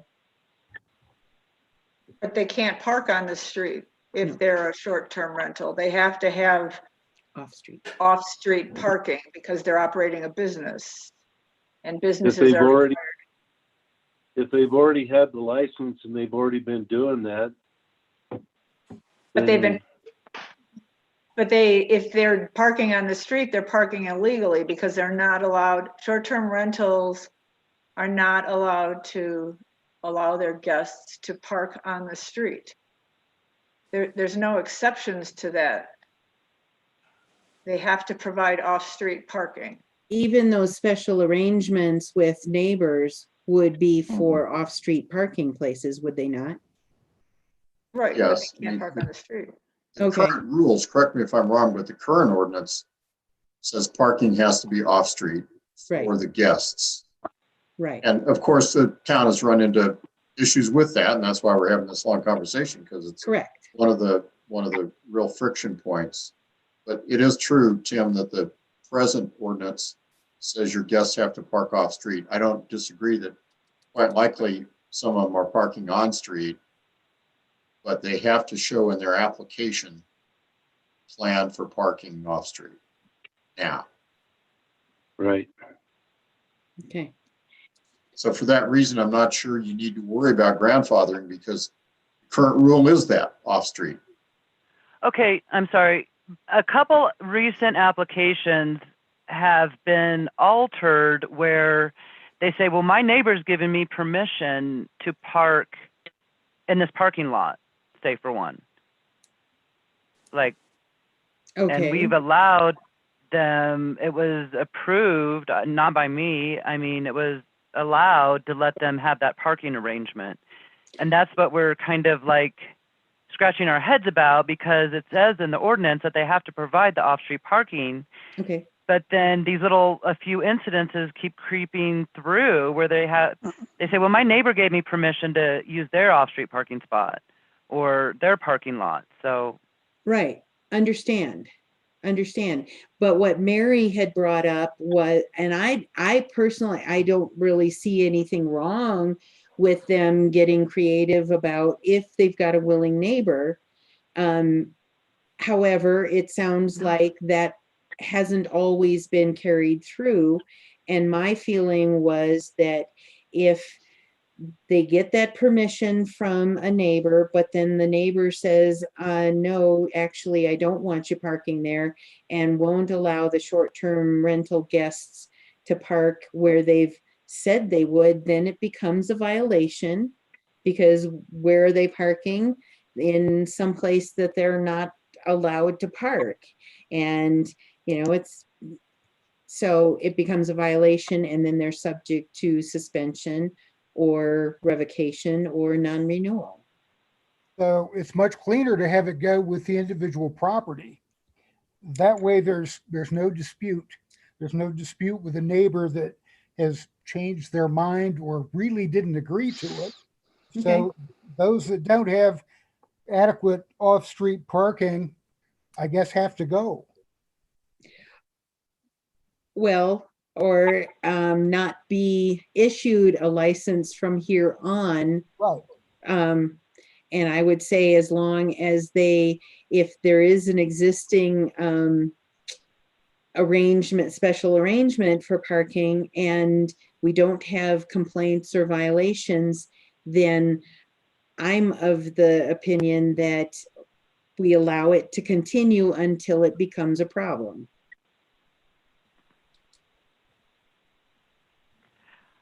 I think if we could just make something a little more concrete, it's going to be easier for town staff. I mean, we're kind of in a few areas, it's really gray, and it's hard to tell one person something and then the next person something else. So it's easier if we have things concrete, and then everything's not left up to Kent to try to decide. It's kind of a lot of burden on him. Maybe I'm misspeaking, but it'd just be easier if we had it laid out, some of these things. Okay, I think that's what we're trying to do, Jen.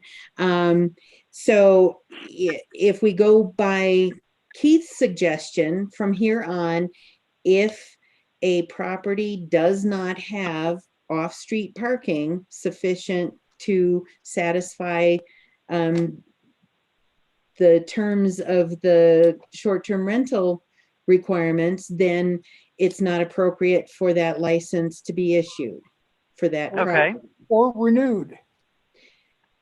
Yeah, what about the ones that we already, Well, and John was let's suggesting make grandfather. scenario separate. So why would we not renew it if there hasn't been a problem? Well, like Mary said, because it's against the regulations that we have. Mm-hmm. If they've provided us with some off-street parking that someone has granted them, and we don't have a problem, it's kind of like, okay, you got it this year, but you can't have it again next year, even if there were no problems whatsoever. I'm just throwing it out there. I have a naive question. Do we have any short-term rentals that truly do not have any, I mean, maybe they don't have enough parking, but does every there's short-term one. rental can have at least one car parked somewhere on their lot that's acceptable? There was property lot? one recently that did not. Okay. And there was probably a couple previously. That's what Mary Sims is referring to. Okay. But there's one very recently that was, they Okay. really don't have a parking spot on their lot. And they worked it out with and it's very close to town hall. Worked it out with a neighboring property owner. So that is one situation, not to get into individual Okay. properties, but. So we're spending an awful lot of time for one. Well, I think there's a couple others. There's a couple. It just doesn't seem fair that if, somebody, that one that came up had a couple more bedrooms than had the allowed parking spot. So if he went and asked his neighbor, can I use your off-street parking spot so I can have more people? It just gets really messy. Well, that's where I like the idea of parking spots on your own property, like Keith said. Yeah, that Where was no dispute. that provides another boundary, another limitation Mhm. on the number of people that are involved. Because Randy gets complaints, regarding like the property up on Loop Drive, which is too many people and it has only a couple parking spaces. There's other properties like that. Okay. Well, and that was my question that Jennifer brought up. I don't think they should be allowed to make off-street parking arrangements so that they can have more people in their house. I mean, Right. Right. for like one, whatever. And that may be as we go through them on the renewal, that it's a renewal with conditions, and you just add that additional condition Okay. to state, now you get to be limited. Congratulations. Yeah, So, it will not be hard to draw the line. I mean, when you revise the resolution, the regs, you can say all short-term rental licenses granted after a given date, whatever the date is that you approve these new regulations, are required to have parking on site. And shared parking with other properties is not permitted. And that creates a class of legal non-conforming uses, which is fine. And we can think about it, and you probably have given us enough direction on this one piece, but we can create a statement about what happens to existing short-term rentals that presently rely upon approved alternate parking on adjacent properties. You can say that those do not equal a denial of your license or non-renewal. Might not renew it for other reasons when it comes around. So that's not a reason for non-renewal so long as all the other conditions continue to be met. And over time, there will be attrition in those locations, and you won't have that category of legal non-conforming uses anymore. But that's my suggestion. You draw a line on a going forward basis, and we can draft around the 3 or 4, the handful that will slowly, attenuate. Okay. If Kent thinks that he's got enough direction, I think I have. Okay. Sounds good. Okay. We were going on to limiting the number of STRs in proximity to each other. So.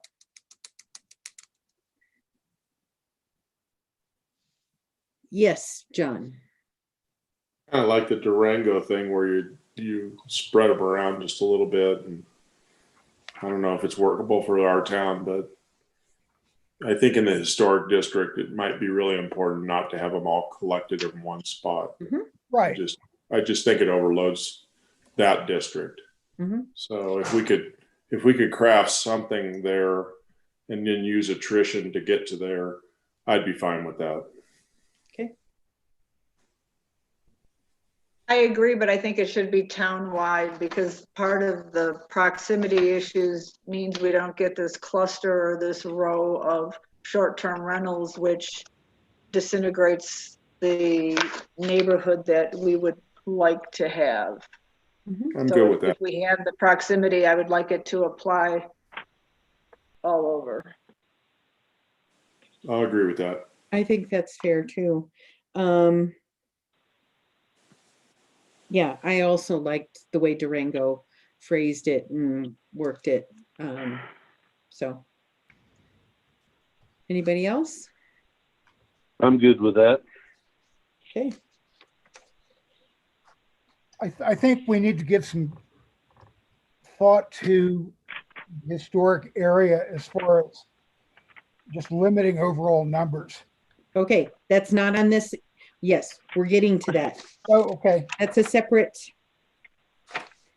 and two more down the list. So hold that thought, Keith.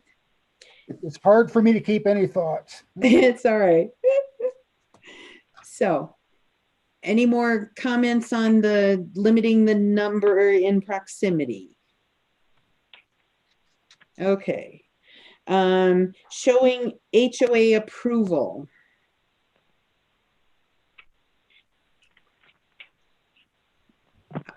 Seeing a pretty solid yes on that. Yeah. Okay. Okay. And here we are on limiting, reducing the percentage. So right now it's 7% in all areas, all wards, which right now gives you a maximum of 18 in Ward 1. It gives you a maximum of 15 in Ward 2 and 19 in Ward 3. Just playing with numbers, I reduced it to 5%, and that brought it down to, I think 13. Let me do this again. 251 times. Yeah, 13 in Ward 1, about 11 in Ward 2, and 14 in Ward 3. Which, if you've reduced the proximity, I'm not sure whether the total numbers create as much of an issue.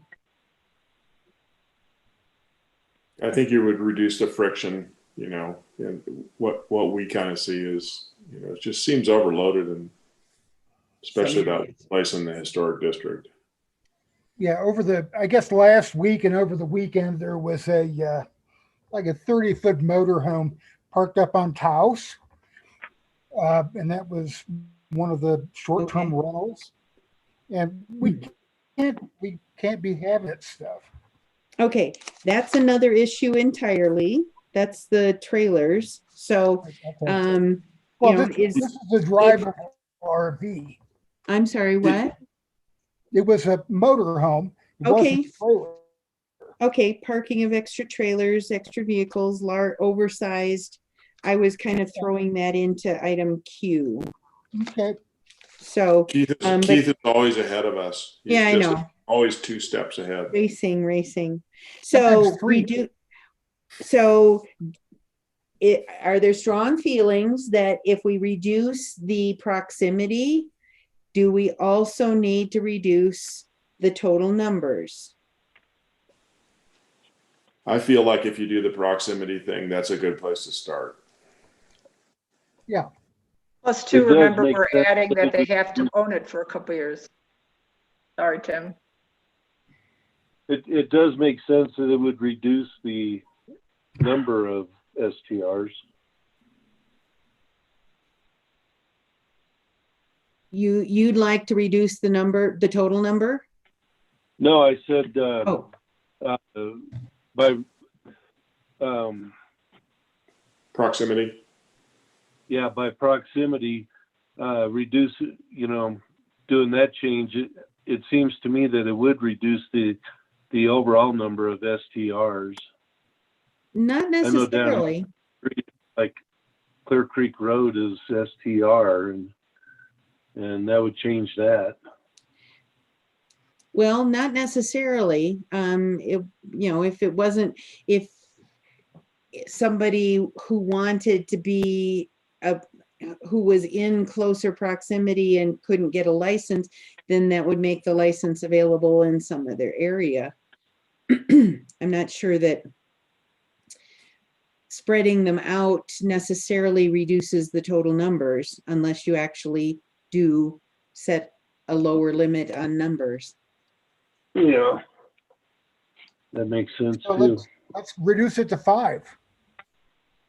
What if we did 6%? You're giving an awful lot of leeway here. Seriously, though, you know, I mean, we can do this in increments. If we're looking for a reduction and the proximity, we've got 7% now. What if we just subtracted 1% from that and eliminated 1 or 2 from each ward? That would bring the total number allowed in Ward 1 down to 15 from 18. So you have 3 less. If you made How it would we- 5%.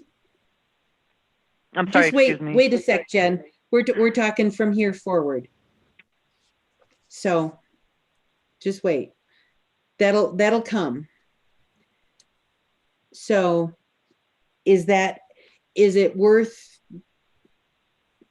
reducing that number by 3 or by 5 if you reduced it to 5%? Is that something that you want to go for?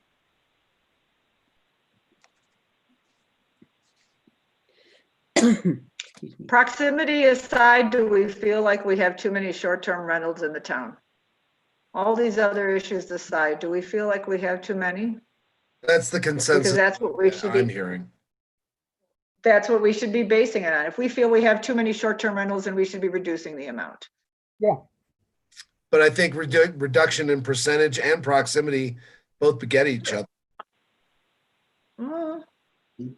Mary's question is the right one. I mean, Yes. that's the one that you have to say yes or no to, and then we can figure out how to implement whatever that decision is. Okay. And I'm getting that consensus from a lot of the constituents, is that there's too many. Okay. I've had nobody in any ward but Ward 1 tell me that there were too many. So I haven't heard any Am I word talking on to the same people? probably, probably. Paul, Tim, Keith, What? I haven't heard anybody say there's too many in 3. Okay. Same as me. I haven't heard. Okay. So it sounds like it's Ward 1 that is a particular sore point, and if that total number was reduced, it would make things better. Yep. Okay. Next question is how much to reduce it by.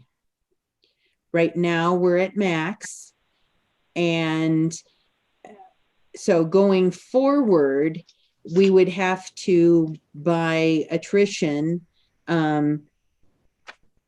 if you reduced it to 6%, you would have to lose or not renew more than 3 licenses in order to have 1 become available.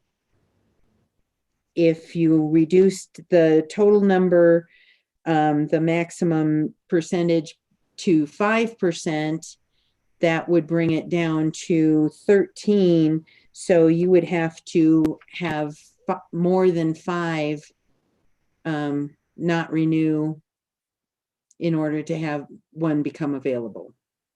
I would say that if we can't figure out a proximity thing, go down to 5 and just let attrition take care of it. But we don't want to stop. We don't want to ignore proximity though, because that affects the other wards. That affects all the wards. How much control do we have over that though? What do you mean? Proximity. Well, We're going to going forward, so it sounded like everybody was pretty comfortable with what Durango had put in place. Okay. So I just didn't know if we had the luxury of, being able to spread them out. well, Yeah, if it's You- a you criteria can't- of the application, then it becomes a criteria. Sure. And over time, that will then happen, just like the other requirements over time will happen. And understanding this won't all get fixed in terms of the kind of some of the key things you're talking about will depend upon attrition and time, but you'll get there, but it won't be right away. Okay. So if 7%, Can I just ask one question? go ahead. Gary, if you're saying, just if I hear you correctly, proximity might be just a game of patience. Yes. Yes. Well, so is reducing the total number, because You got to wait for the fallout. So it's from here forward. We march forward. We don't go back. So, so if I'm understanding and reading everything correctly, everybody's okay with the 7% in both Ward 2 and Ward 3. However, you want to reduce Ward 1 to 5%. Is that, am I seeing that? Yeah, 5% sounds good. Yeah, I think 5% is appropriate for the congestion that's inherent to the ward. Okay. Okay. Keith, agree? All right.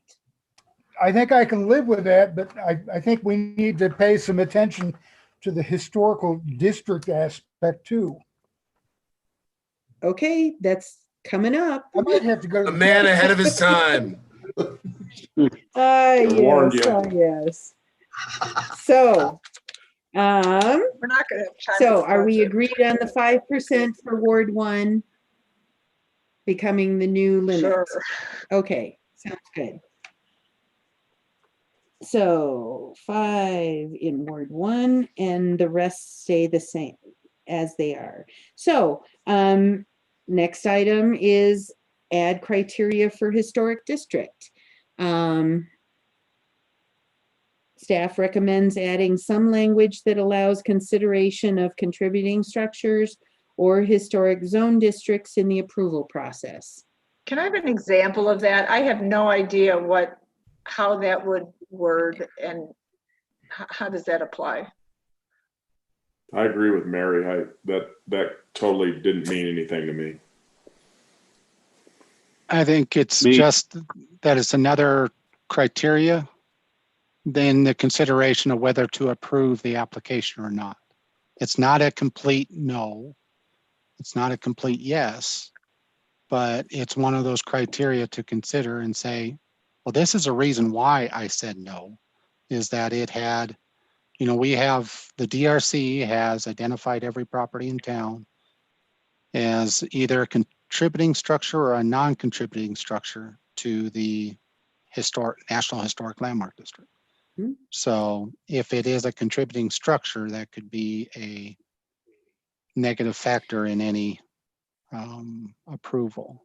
Doesn't mean that it was a complete no, but it could be, that's up to you guys as well, but. How would that rationale, if it's a contributing structure, because Rob Connell's house is a contributing structure in Ward 1, how is that going to impact his application? I guess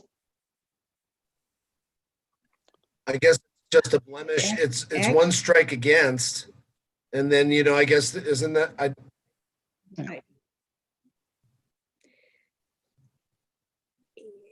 to me, if I owned a contributing structure, which I actually do, and I wanted it to be a short-term rental, I think that would increase the marketability and attraction for that. Unless somebody can't stand old creaky houses. But, to me, that it's part of Georgetown's charm. Why not have contributing structures be able to be short-term rentals?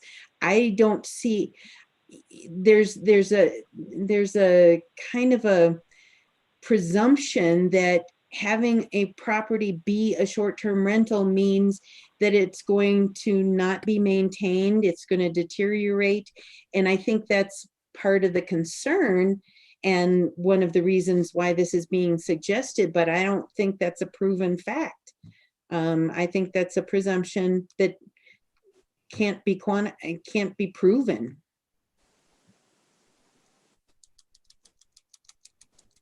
It was just brought up in the appeal case that we had this year. Obviously, that was a contributing structure, and that was one of the reasons. And yet there was nothing in the code currently that allows staff to base their decision on any part of that. That was a criteria to consider of whether to approve or not to approve. And that's why I It put just it seems forward. random to, I mean, I understand it and the way, and Lynette, your explanation sounds like it's a great marketing tool if someone wants to rent a short-term rental in a historic structure, but that just seems so random without, I mean, if your house is pink, we're not gonna, sorry, if your house is purple, we're gonna consider, that's gonna be a stipulation. It just doesn't, that's why I'm asking for a better example. I don't get that one. If everybody else gets it, I'll play the dumb card and go along with it, but it just doesn't make a lot of sense to me. Especially when everything in Ward 1 is pretty much a historical, is a contributing structure. Sure. I would think if it complies with all the other stuff, that's good enough. Okay.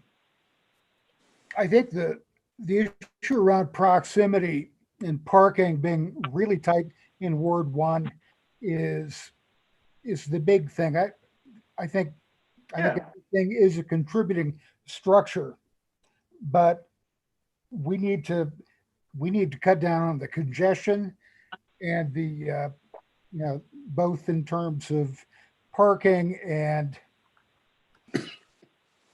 So if I'm hearing you correctly, you don't think that adding a criteria for this historic district contributing structure No, is I think we forget about the contributing structure part of it.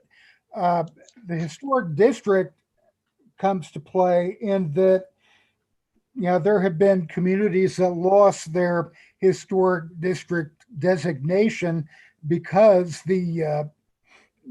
the increasing number of short-term rentals without limiting proximity has decreased the appeal, at least to those people that are in the business of granting you're putting out grants. We need to preserve the historic appeal, and I think we need to keep it in mind. okay. What about hitching posts? What? What about hitching posts for your horse in front of your house? You can make your carriage house a bedroom. So if I'm understanding you correctly, the addressing the total number of short-term rentals in that historic district and the proximity issue should resolve the problem, and you shouldn't have to add the criteria of whether it's a contributing structure or not. Well, I think the contributing structure thing is not as important as the preservation of the historic area. Okay. I think, as Mary said, to me, it seems kind of arbitrary that you know, particularly in a ward that is almost exclusively contributing structures, having it be a criteria doesn't really mean anything as far as I'm concerned. So I personally would say no on that issue. Anybody feel strongly in the other direction? Well, I think you're missing Keith's point. When what he's saying is if there's too many short-term rentals in a historic district, the people that deem that a historic district might not give that designation, like a National Historic. What is that, Susan? Well, she's not in the room, but the national, you may not qualify anymore for a National Historic designation. Therefore, it affects your grants. It affects the grants.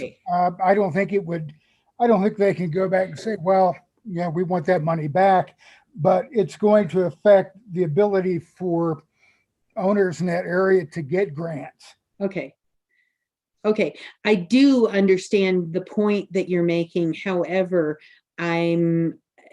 so this particular criteria suggestion, what I thought I understood wasn't going to be, it was more the importance of retaining the National Historic Landmark District designation is going to be better served by limiting the number and the proximity than trying to make contributing structures a criteria of approval or denial or even being taken into consideration. Is that Exactly. okay? Yeah. Okay. Exactly. I didn't miss his point. I was just restating it so that I was trying to make it clearer. So, okay. So a no on item O, right? Okay. Right. So miscellaneous changes, correct timing issue by changing receiving a completed application to the date by which comments must be received. I think everybody was agreed on that. Yes. I have one other miscellaneous change. Uh-huh. The initial period for licenses shall be to the end of the calendar year. Right now, we have it for 1 year, and that gets confusing since we've moved all the renewals to January and have it on a calendar year basis. Okay. That the initial year be to the end of the calendar year, except if it's after like October 1st or November 1st, or, then it can be, include the next year. End of the following year. Right. Okay. Okay. I'm in agreement with that. Anybody else? I agree. Okay, good. Parking of the extra trailers, vehicles, oversized vehicles. Sounds like it's been an issue, and I don't doubt that because I guess I would be kind of looking at it from a standpoint of if they can't park it in the designated parking places, then why is it being brought into town? Right. It's an issue that comes up, and it's kind of needs to be a little bit more awareness of it. I'm getting from my police department. Okay. So if the license, if it was specified when the license was being issued that no additional or oversized vehicles that couldn't fit into the existing parking places that are required, if that was made really clear, would that solve things? I think so. Can they park them down at the Georgetown event parking? Yeah, they might have to find a different place to park it and just have to leave it there, Okay. Unless prior arrangements somewhere else have been approved. Yeah. So. I mean, it gets too many details because we're not the night watchman, but just to make, parking is such an issue that we just want to clear it up as much as possible. So. Sure. Okay. Anything else that people want to add to the list that may not have gotten on the list? Okay. Sounds good. All right. Moving on. We have Finance Campaign Practices Act, Municipal Elections, Revision of Clerk Handling Complaints. That's me. Where And you should have gotten, not in the packet, but separately, just a 2-page memo from me, actually from Jeff Wilson in our office, who was at the Municipal League for 25 years after I was there, and became a real elections expert. And he's been doing ordinances for all of our clients, bringing them into line with a statute and a decision of the Colorado Supreme Court that basically has devolved the processing of and handling of campaign finance complaints, not other kinds of complaints like ethics complaints, but just campaign finance complaints. If it's on concerning a municipal election, then those, it used to be that the Secretary of State had to take care of them. The Secretary of State hated that because when a complaint on finance, campaign finance in a race in Hayden got filed with the Secretary of State, they'd have to have a hearing on it and deal with it, and it just irritated them. They finally convinced the legislature in 2019 to adopt a bill that said, okay, this now is the problem of the municipal clerk, not the Secretary of State. So they have devolved to that problem and off to municipal clerks. So it is the obligation under the statute of the municipal clerk. If somebody in a local town campaign files a campaign finance complaint, and there's a statute and a constitutional provision that governs campaign finance complaints, that your campaign committee misspent money or took improper contributions or did not file the appropriate reports. We see those in other cities where the politics are more aggressive, put it mildly, than I've ever seen in Georgetown. But there's a lot of, okay, I'm going to complain about my opponent in the following way, and there's a lot of that stuff happens in the background. And to Georgetown's credit, I just don't see it in Georgetown. But it is something that if there is a complaint, what we don't want to have happen is a complaint comes in and Jennifer's got to deal with it, and we don't have a procedure for dealing with it. And it'll be too late when a complaint comes in for us to hustle and adopt a procedure. What Jeff Wilson has been doing for other cities, and it won't be a surprise to you because he did it for the town of Morrison just recently, and the memo I sent, I managed to clean it up except for the header on the second page still says town of Morrison. And the good news, I guess, is that other cities have paid to have this thing drafted up. Now we can make some changes and adopt it here, although we'll need to make a few more changes because you're the only territorial charter municipality in the state, and that means some other changes. But what the purpose of this item on the agenda is for me to tell you there has been that statutory change. There is that obligation now laid on the town clerk.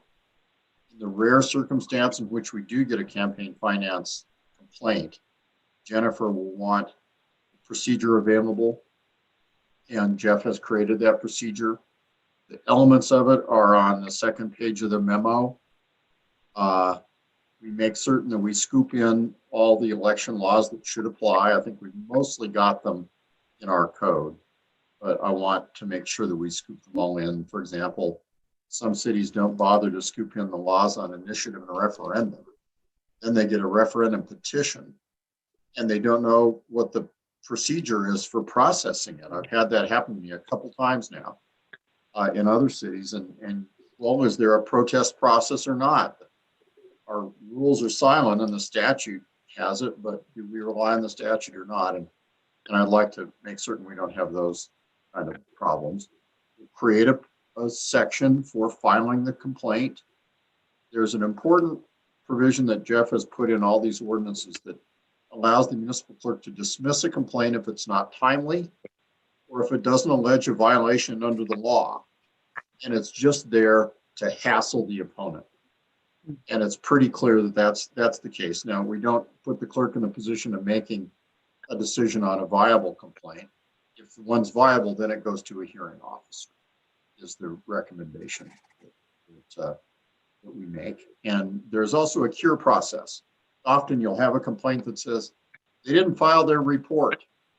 Well, okay, shall we have a whole hearing on that? Or shall we reach out to them and say, file your report?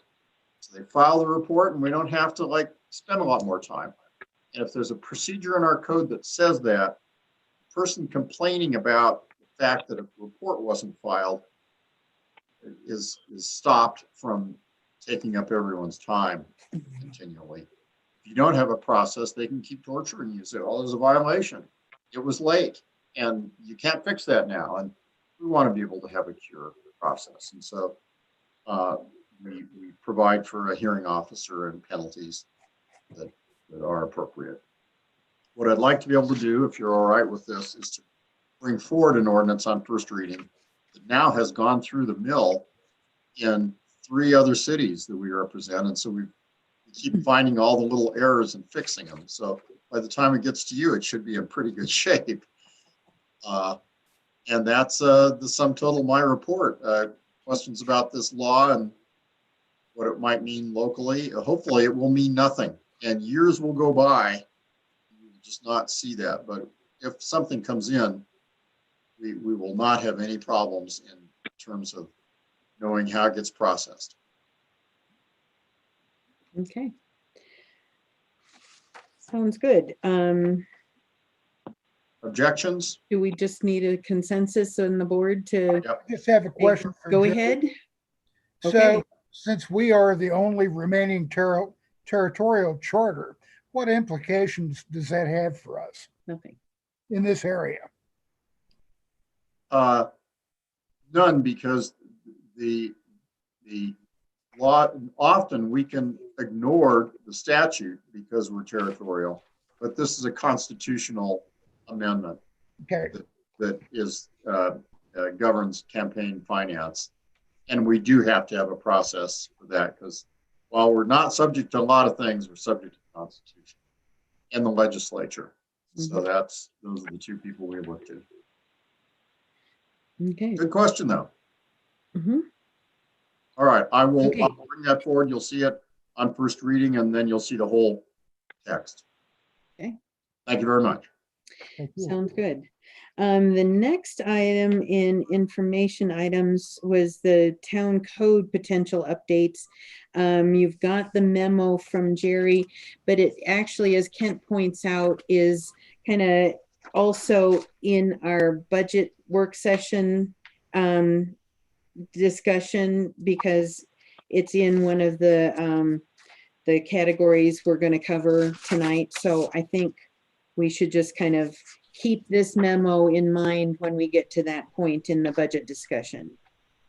If that's okay with everybody. All right. So you might remember, the next thing I want to bring up is the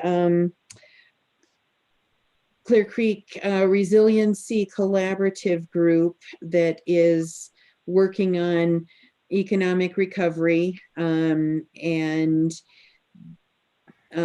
we sent out a mission statement, vision statement, and list of strategic objectives to introduce it at our last meeting. I just want to keep that kind of fresh in your mind. Don't lose track of it.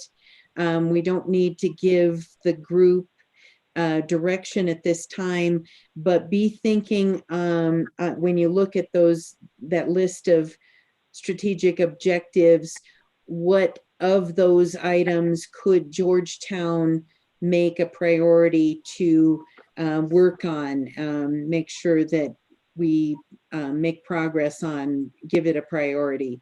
What the group is, part of this direction is to make sure that it isn't just talked about at the meeting. It actually gets put into practice as much as possible.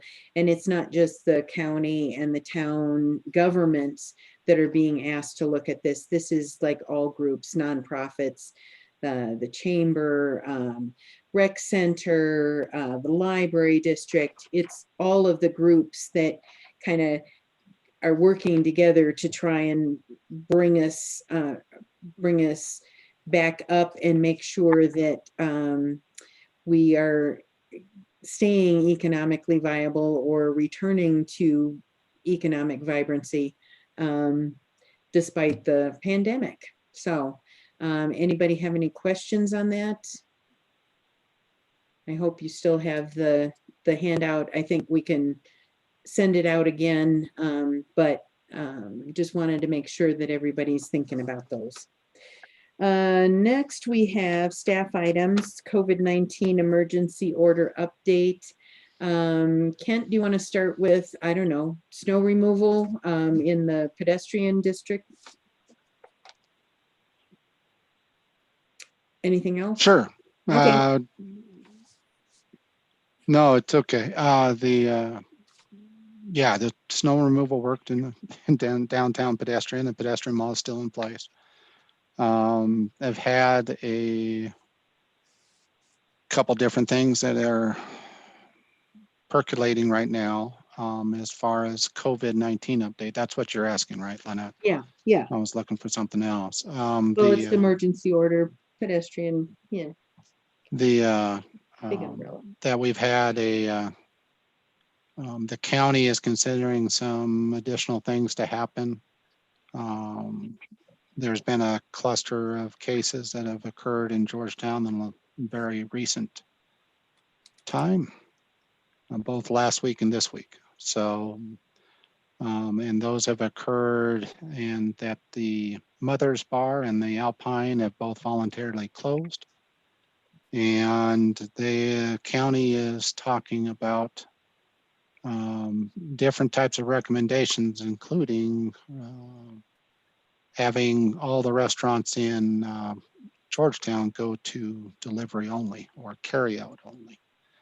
And that would be very difficult. They have set a meeting for Friday to discuss it some more and consider it. So I think that would be very difficult for the businesses in town. But the information that they're getting from Dr. Ryan and from the rest of the county public health department is kind of pushing them that way. So they are going to be considering it over this week. So just want to let you know, be aware of that. We've also had a situation with our staff where we've had one case with one of our water wastewater department employees. We are working around that right now. We are still able to keep everything operating. So it is going as we can at this time. So I'll leave it at that as far as the COVID-19 update. Okay. Any questions? Can I ask how that employee's doing? The employee is better, has recovered, and it's much better now, but still other things have to be done. So right. What time is the county meeting on Friday? At 1 p.m. Thank you. It was set then so that would give, there were 50 tests administered today at the Alpine, and their hopes are that the test results would be back by then, so we could tell, you know, how many new other cases there are, do the contact tracing, etc. And the commissioners, right, as of right now, have not taken any action, but they are going to be prepared to take action if it's deemed necessary at that meeting on Friday. So, thank you. Sure. Okay. The other recommendation, which kind of leads into the Halloween guidance, Dr. Ryan also recommended that because there has been so many new cases in the last week in the county and specifically in Georgetown, that his recommendation is to suspend all, do not do any in-person trick-or-treating Halloween activities of any sort, just to be on the safe side. There's no sense risking exposure. And there is no official, the person that was organizing the regular trunk or treat that occurs at the city park, they chose, it's a couple weeks ago now, not to proceed. Okay. So okay, there's no official type in thing person. going on. Okay. Yeah. Yeah. Okay. Other than at people's individual houses, if, you know. Right. So is Dr. Ryan suggesting that for our community, or is that a county-wide suggestion? It's countywide. Okay. Countywide. Thank you. Yeah. Yeah. And Census 2020 update. The census is done as of this time, and they provided some final numbers regarding that. Matt did, and that came out after your packet, so I apologize for that. But and then they are done at this time. They aren't doing any further, but they haven't told us any results. And obviously the results come later, so we haven't been given any additional information. Okay. All right, and then Mary wanted an update on Bighorn Crossing, if you have anything to share. The first apartment building, which is the apartment building furthest to the south, is pretty close. They don't have their final CO as yet. But I haven't spoken with the safe build inspectors any time in the last couple of weeks regarding that building. The building number 2 is not as close, but they're finishing all the things with it as well. So they'll probably come at different times regarding buildings 1 and 2. And obviously building 3 still has to have their rafters put up and all kinds of other stuff done. So building 3 is not anywhere close yet. But building 1 may be within a week, maybe within 2 weeks. I mean, they're very, very close. I don't know where they were asking for 1 or 2 additional things from the contractor, and I don't know where that is at. So. How close is the hotel? Hotel is, I haven't heard any update regarding the hotel. They had targeted for the first couple of weeks in November, trying to get open by Thanksgiving to be open. And it looks like they will be able to do that, but we shall see. But I have not gotten any update. And I don't know, Jennifer, if you've had any contact with the inspector and had any additional information regarding that either one. I haven't had any updates from Safe Built. Okay. All right. Great. Any movement on additional townhomes? The additional townhomes, they will be proceeding with those. There is one additional thing they need to do before they can proceed on the townhomes, and there's additional subdivision exemption condominium plat that needs to be done, where it splits I always call it slicing the loaf of bread. You know, they have the lots of the 4plexes or the 3plexes, but they need to set the foundations in order to set the exact GPS points so they can put it on the condominium plat, and then the condominium plat gets approved. So Jerry can correct me if I'm saying that wrong, but that's what happens. So, and they are looking to proceed with those, but I don't have any additional information. Thank you. Anybody have anything else before we adjourn? We had. Yeah, those parking lots. Go ahead, Jerry. Oh, yeah. Sorry. We did, and Kent can help me describe the correspondence, but we did get correspondence from Dana Abrahamson. Just to cut to the chase, saying, look, if our parking lots, private lots, are going to be posted as public and the public's going to be invited in by the town to those lots, then we need to be on your insurance and we need an insurance certificate. And there's really, I think, 2 doors on this. There's not 3 doors, unfortunately. There's not 3. There's not a door number 3. You know, one door is if the town is going to be encouraging people, members of the public, to park on private property, then yes, we need to take responsibility for our action in doing that. And that means we'll have to call up CIRSA, our insurer, and ask them to add these lots to our our list of insured properties, no different than the Hotel de Paris lot that we operate or that we have, A little bit different, but yeah. a little different, but nevertheless, we need to take responsibility for the liability. And we would have to do that because it's town saying to the general public, you can park there. Door number two is that we don't do that and say to these property owners, as frankly has been the case, I think, for a long time. These lots behind 6th Street are underutilized, and the public generally parks there.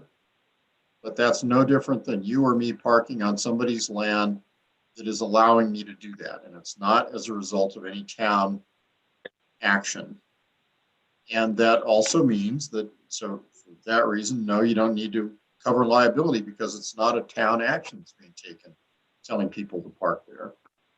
And instead, the individual parking lot owners can decide if they mind. And if they do, they put up signs like we all experienced for our whole lives. Parking for customers only of the Ace Body Shop and the coffee shop, you know, in a strip center, you'll see that.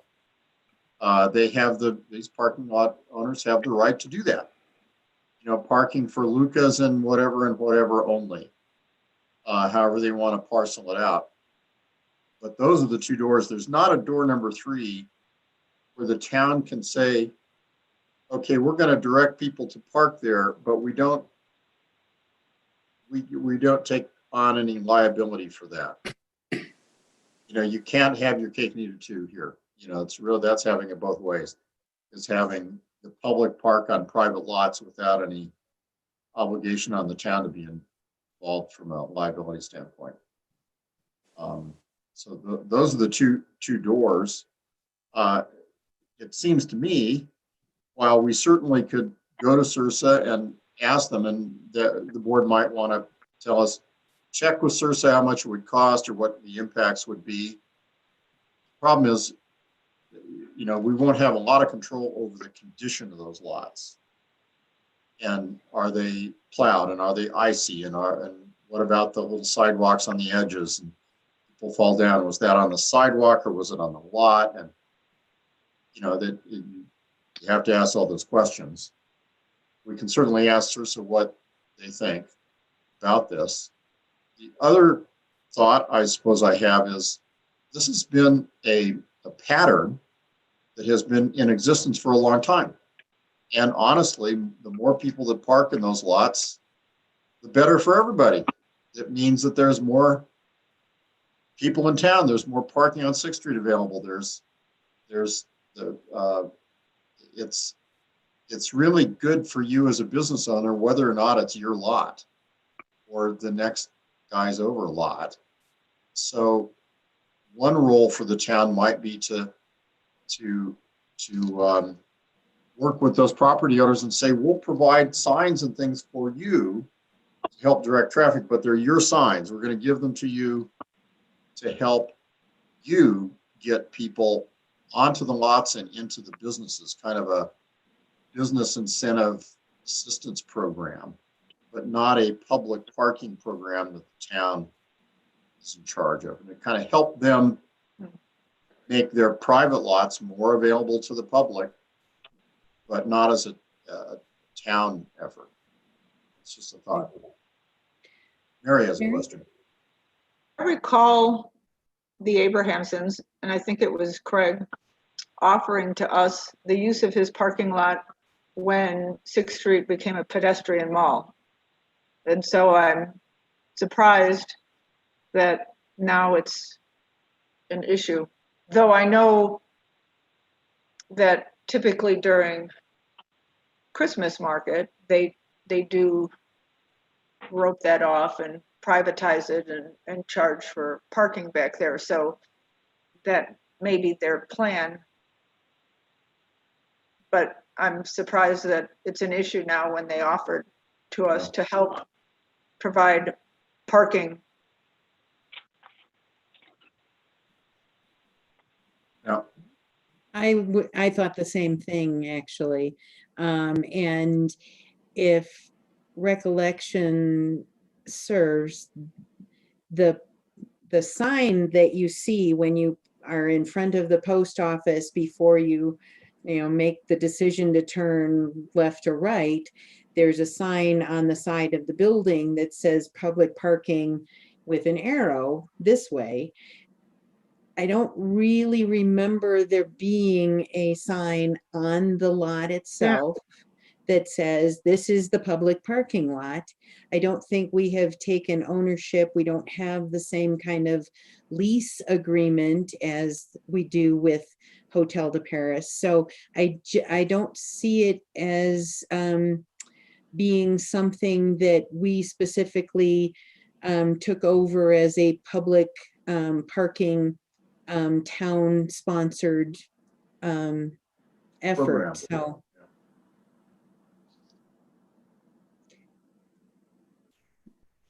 any other thoughts?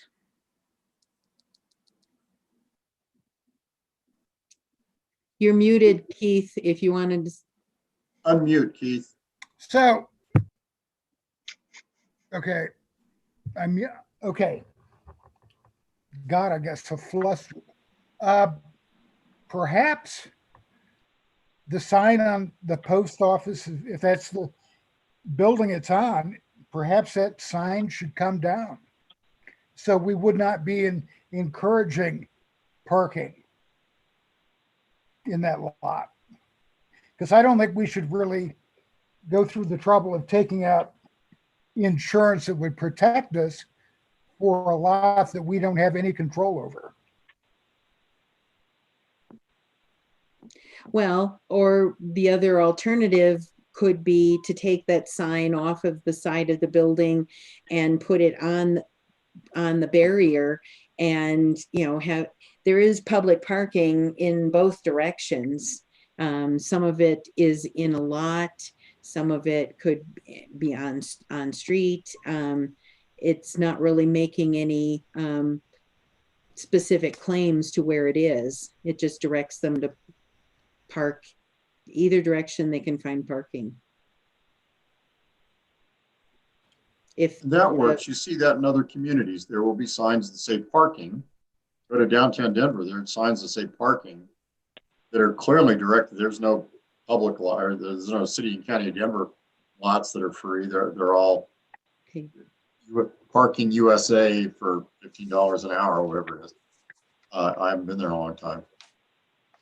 That's the signage that you can engage in. The Abrahamsons are taking it, obviously a step further here.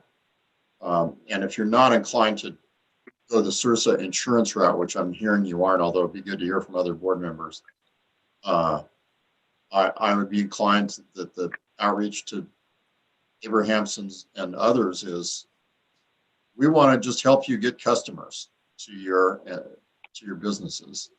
We're happy to help, but we're not in the parking lot business, because you are and we aren't.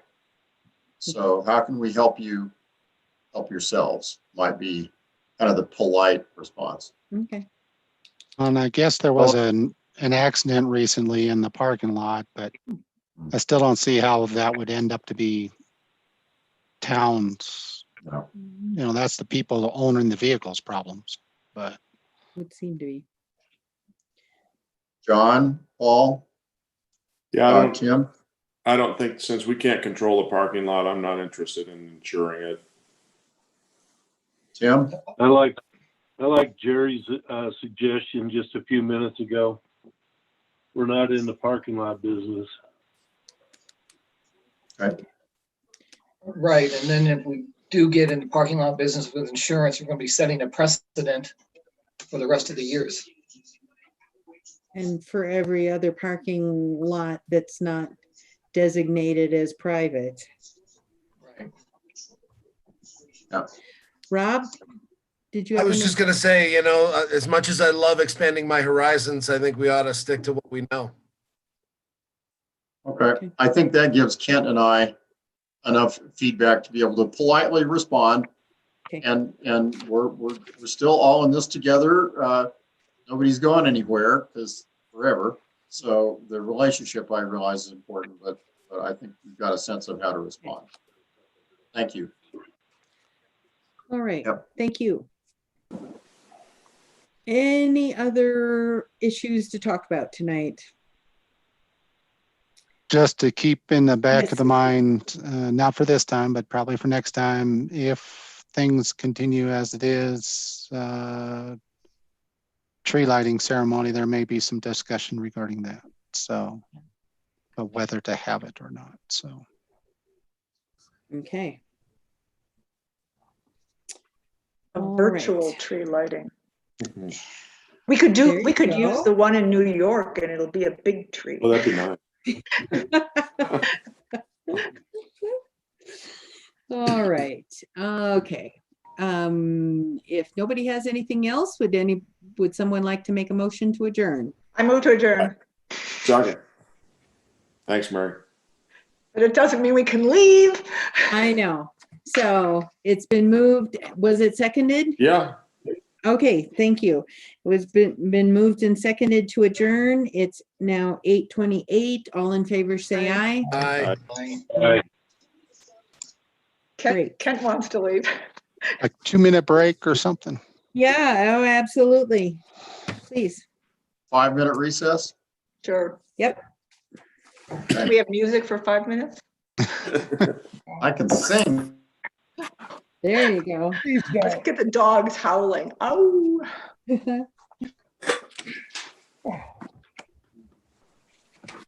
Okay.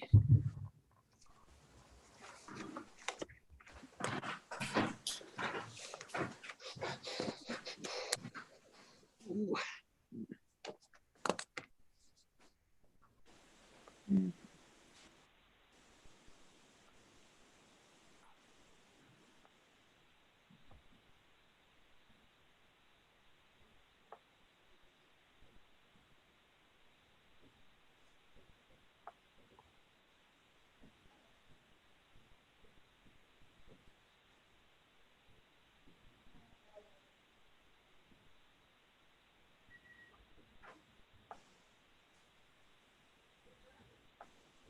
Yeah, but we're going into it.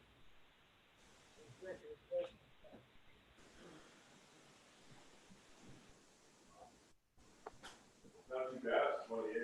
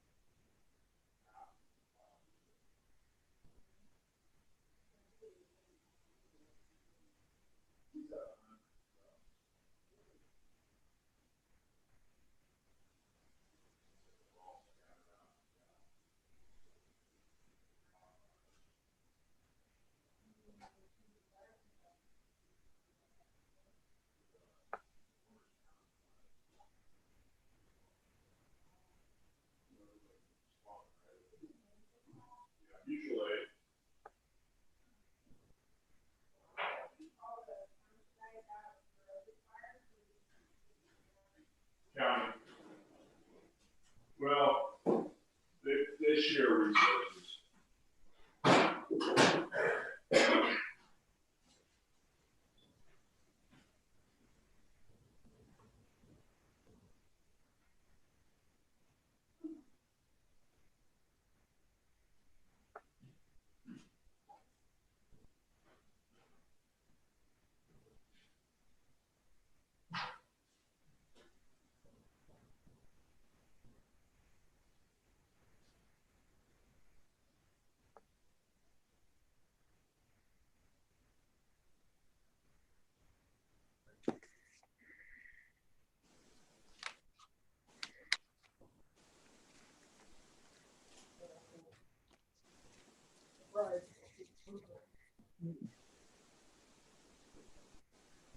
Huh? When? Okay, I didn't see the point. It's okay.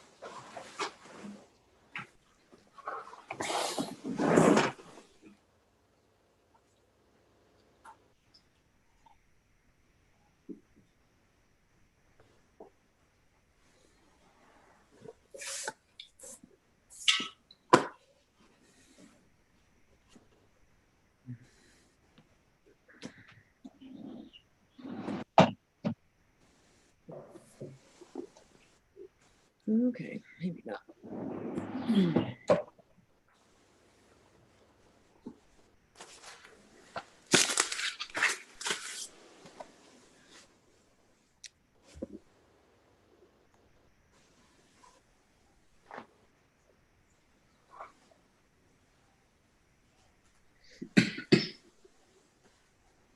Mary Sims, are you here? Yeah, I just woke up. Okay. Just want to make sure when we start that you're around. So. Yes, I'm here. Can't you see the little circle? That's me. I know I can't see anything. So. You can't see the little white head that's there? Nope. That's you? That's me. That's what I look like without makeup. This is what I look like with makeup. Okay. Tim, are you back? Not quite.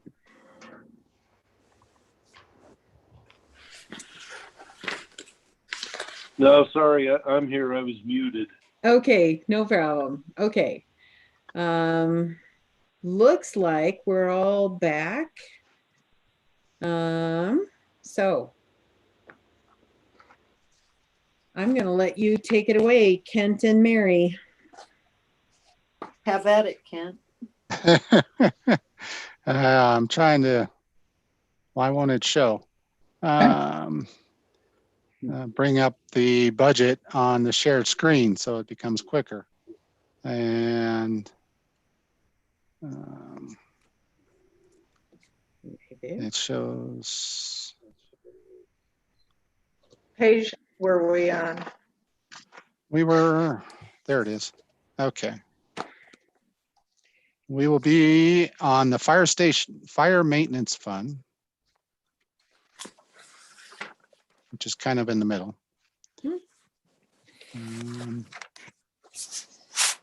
Will be page 31. It Ours may not aren't help you labeled, because so- they aren't labeled as page 31. But fund number 12, I see it. summary. Got it. And I'll go pretty quickly through this. This doesn't change from year to year. There is our cell tower lease ended in 2019, so we've lost that revenue. And we do have some expenditures in this year. They were supposed to happen, in 2021. They were supposed to happen in 2020. It did not happen, to the Alpine Hose building. Excuse me, Ken, I did get some bills from Kelly today for maintenance on that. Tell them they're too late. They don't count. You'll have to It's accept still them. 2020. So not two major bills though, right? $2,000-$3,000, nothing Okay, huge. nothing big. Okay. But there's still some additional work, especially on the exterior of the Alpine Hose building to get done. So, but that's the fire station maintenance fund. And even if and this one is projected to have more expenditures than revenues, but the fund balance will still be over 60,000, even with the amount of expenditures we show here. So we'll still be okay. So any questions on the fire station maintenance fund? And then the next one is historic structure preservation, Fund 14. We continue to provide $10,000 as a set aside for repairs for historic structures.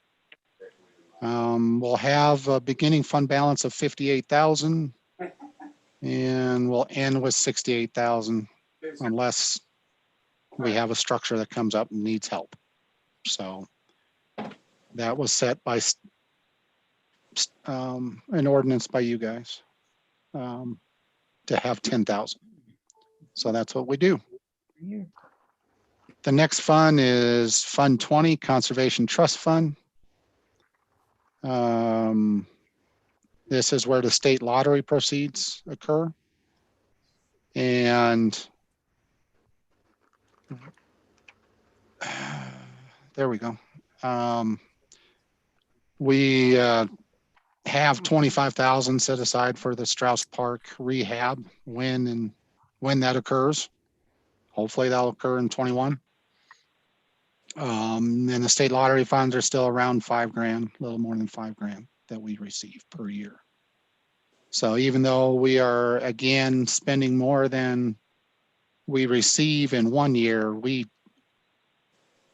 keep all the state lottery funds stay in this fund year after year after year. And then we use it on a bigger project after about 5 years or 6, 7, 8 years worth of lottery proceeds. So that's what happens with that fund. Any questions, concerns, comments, or complaints regarding those? No, not for me. Thank you, Tim. I don't get to see your reaction, so I like it when you say something, Tim. So Okay. Next one is the promotions, business promotion commission fund. We have the business license fee. We also have the business promotion assessment and the sales tax vendor fee. And then we also have a transfer from the general fund. You can see the percentages that are listed there of how that gets accorded or accounted for. Then we have the expenditures of different things and what the promotions is set out. Probably the biggest question for promotions, and they've had a difficult time, obviously, with all the COVID restrictions and how do you do special events in this environment we're in right now. And it's sounds like it's going to get even more difficult for a little while here. And then hopefully it'll get a little bit easier.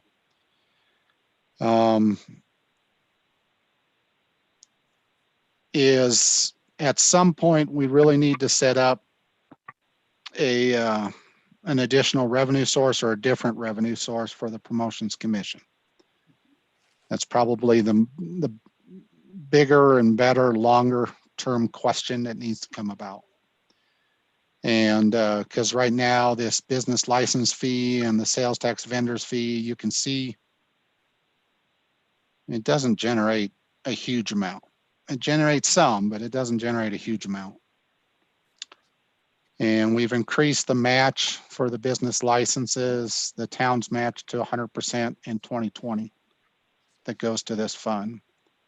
But it still is, they're limping along, you know, for the stuff that would really help our businesses, our business community.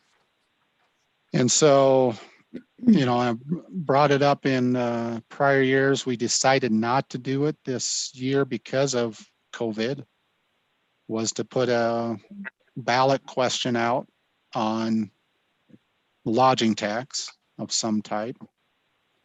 And you may get that question or ask from the promotions whether they can request to put it on the ballot either in April, since we have a town election in April, or in the fall, is whatever election that's going to occur in the fall. But be aware that that question may come towards you, and if it's going to be on the one in April, it's probably need to get started pretty soon as far as the discussion of it and how to get it on the ballot in the right timing in order to be on the ballot in April. So if you have any questions about the fund itself or about that lodging tax, wait for questions. So. I have a question for you, Kent. So we've got the pedestrian area on 6th Street already, and it's been decorated very well. I'm getting really, really good positive feedback from several of the merchants on how good it looks and other people in town. Those whiskey barrels are going to need like a seasonal update, change of decoration. And is there any place in the budget so far that has been addressed, or is that we're going to need to find a home for that expense? We're going to need to find a home. Thank you for bringing that up. I'm not the interior decorator, so, or the exterior decorator. So yeah, Parks and Rec budget, you know, sometimes deals with some of the, you know, the flower baskets in the summertime, but I didn't see anything addressing that in the narrative that got added to this second draft. Right, and I don't know if it's fair. I mean, yeah, it's in the parks budget, but I mean, it's for the business community, and it's understood. I mean, it's parks has taken care of actually a couple things that, you know, helped with the downtown. So true. And then the Strauss Park rehab, I really view as it's for the community, it's for the entire community, but it's really for the business community downtown. And the community loves Strauss Park, but it doesn't serve the locals a whole lot, you know, as far as a park, you know, right. It serves other purposes. So, sorry, I'm getting a little bit on a soapbox regarding that thing.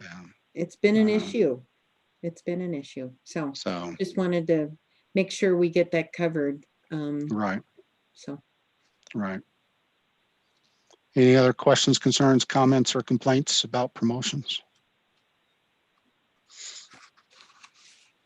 Yeah, Kent, I'm kind of puzzled with the lodging tax.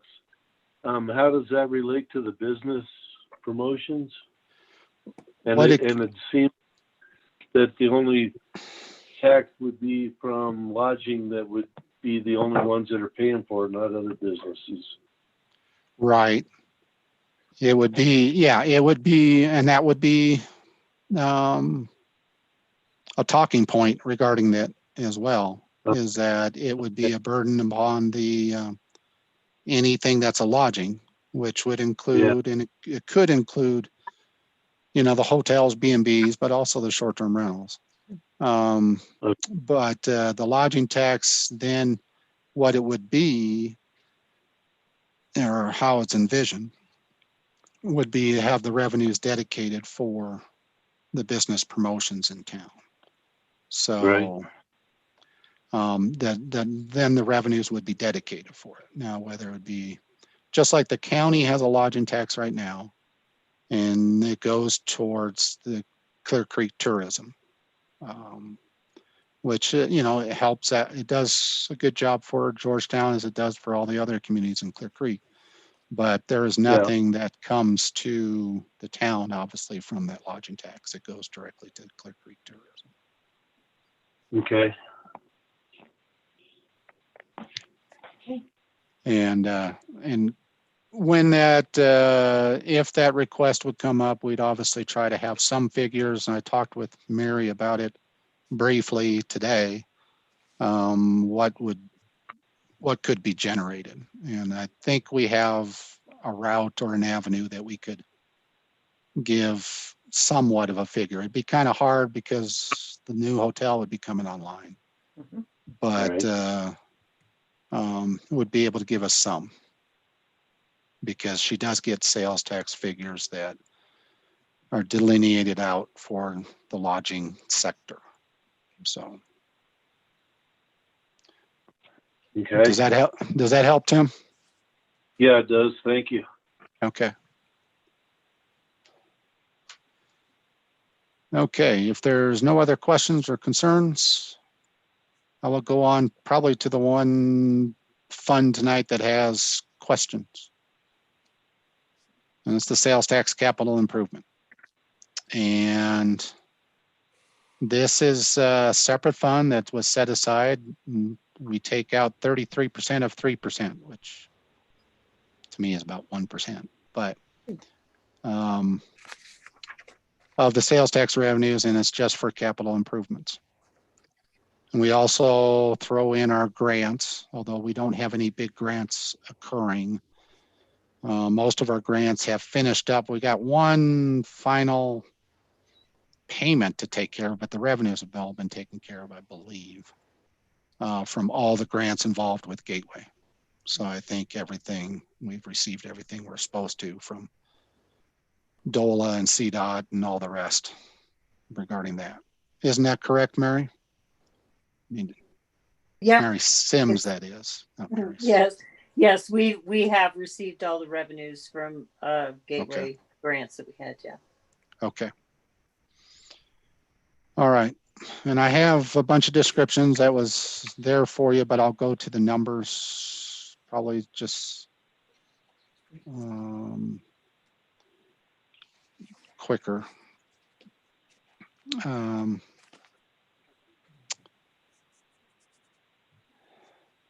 We have an amount set aside. And we left the sales tax at flat.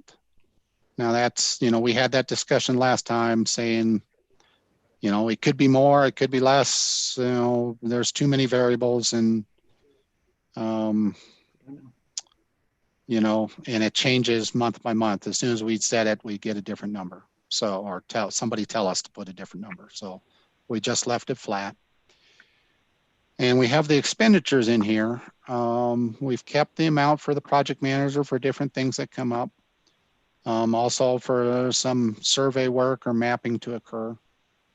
But then I have about 50,000 set aside for bridges, and that's specifically regarding the 22nd Street Bridge.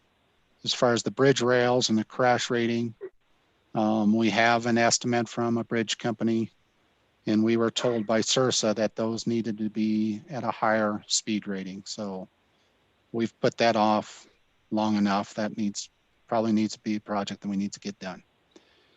The other thing is a grant match, 30,000, and I'm just circling it with my little hand on the, if you can see that at all on the show screen. Or the screen share is the town hall grant match. If we would get a grant to fix the foundation, you know, we had a presentation of that several months ago regarding town hall, whether we stay here for the next generation or two, or we stay here for the next 5 years, we still need to do that foundation at some point. So that is there. We have the IT leased, which is getting close to done, but it's still there at this point. And then 50,000 for the Gateway Trail.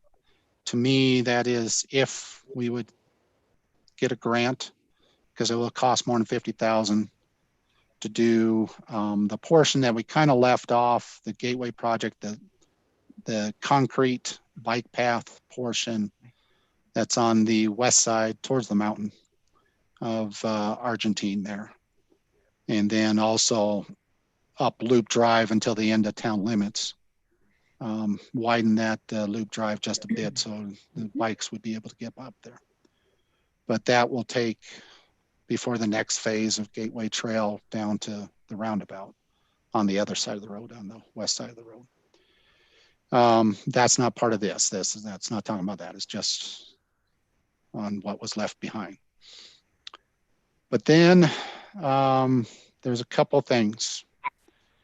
I have this 35,000 as far as drainage engineering and construction. You know, if it's a small drainage project, but mainly to get the drainage in a couple different areas of town. I know the town has done a couple different drainage studies. It's not trying to do a drainage study. It's trying to identify specific projects to get specific drainage taken care of. We have one part down at the mill site that's a particular problem. Yep. We have another behind Buckeye Circle and along Main Street heading towards Clear Creek Drive. And then there's places up in the older part of town too. Drainage is an issue. We need to be doing something every year regarding drainage. But along with that, I also have in here a certain amount for bollards for 6th Street. Instead of the pedestrian rails, which I get mixed reviews on, more negative as the months go on regarding the pedestrian rails, and they also get blown over at times. And some make it all the way down the street, which is not good, but they get blown over at times. But it'll end up to be about 15 to 20,000, and I'm getting specific quotes regarding bollards. And that would be, and then it'll also depend whether you'd want to do it 1 block, 2 blocks, 3 blocks worth, you know, those type of things. For our main festivals, we really only needed 2 different blocks, but then it could also be consideration on rows at times too, you know, for Christmas market. So, you know, the details of that would have to be fleshed out, but it's going to cost. I know some people, and I've got told during promotions, it's $500 a bollard. Well, that's maybe for the bollard, but to get it installed is another chunk. So that's what I have.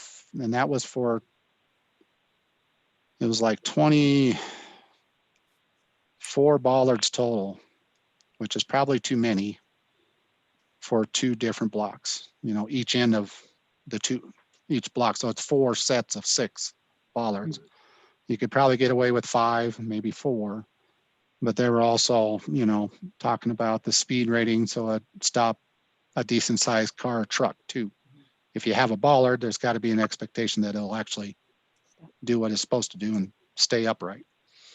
So even though our speeds, I don't see how you can get going that fast on 6th Street, but I'm sure Keith can show us how. I could.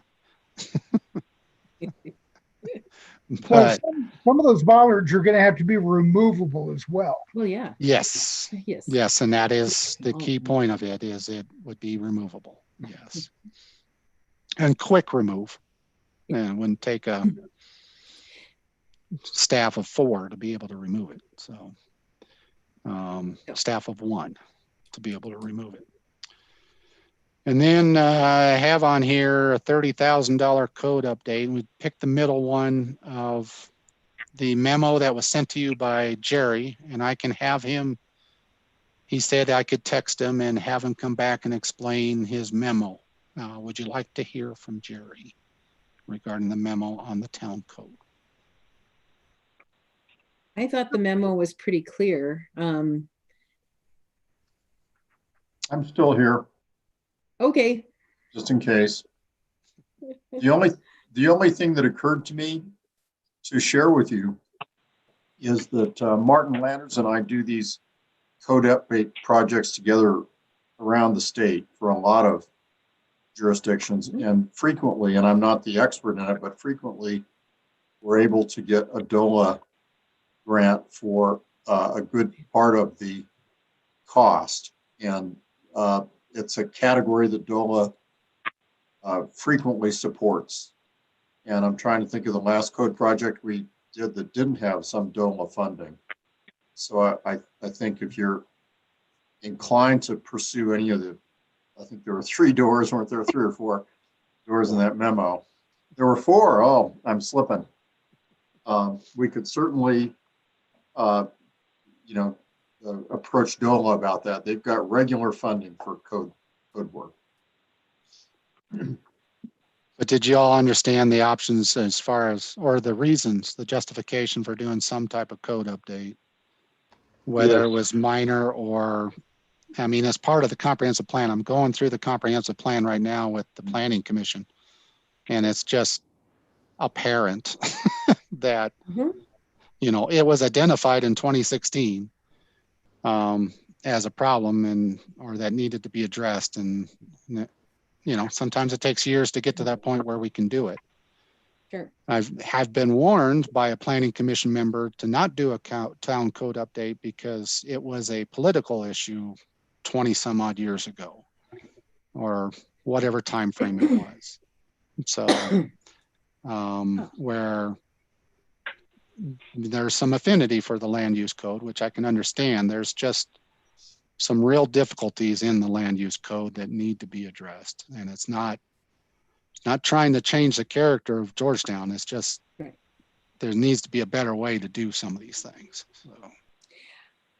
Well, and I'm of the opinion that if you kind of need to be proactive about it. If you put something in place like the comprehensive plan, then your code ought to come along with it.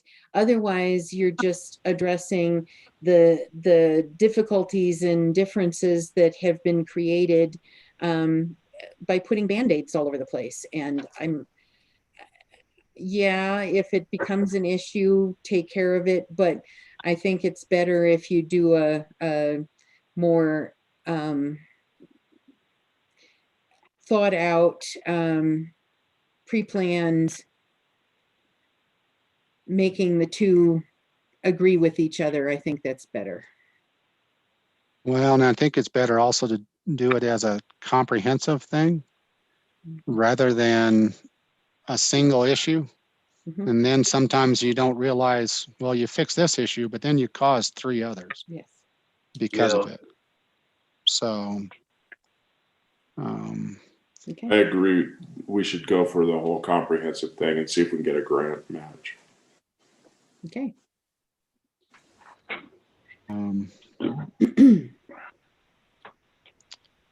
We'll have that, and that'll be one of the points that I'll ask you specifically, yes or no, before we get to our final budget. So just be aware of that. And then the remaining things are just stuff that continues. It's in 2021, it'll be year 4 of 5 for the police vehicles lease.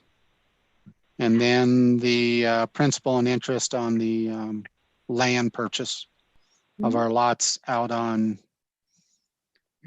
north of the Georgetown Lodge Hotel. We did get the title to 8 or 9 additional lots along there. So we have that now, but we're still paying a little bit each year and buying a lot or two. So any questions, concerns, comments, or complaints regarding what's presented? There'll still be a yes or no question for you guys at a future meeting, but for right now, is there any questions or concerns regarding what was presented? I'm good. I'm good. I'm good. Okay. Now on to water, which isn't much. I mean, there's not much changes from the previous year. I do have right on the first page here, the current rate schedule for water service and what it would go up if we continued on our same route. We'll just have to see once the apartment buildings come online. You got to realize the apartment buildings equal about 20 or 21 EQRs per building, which will end up about between 2 and 3% of our customer total. So if all 3 buildings come into operation here within, 4 months or so, we'll end up with about 6% more customer base. So Mary and I will give you a presentation at the middle of the year as far as the water rates and what would be recommended. For right now, we will have in this budget as if it's staying this, continuing the same increases, a small rate increase each year.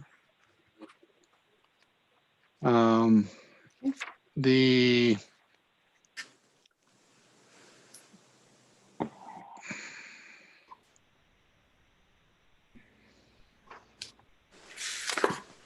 the other items within the water department, there really isn't that much difference from what we had prior.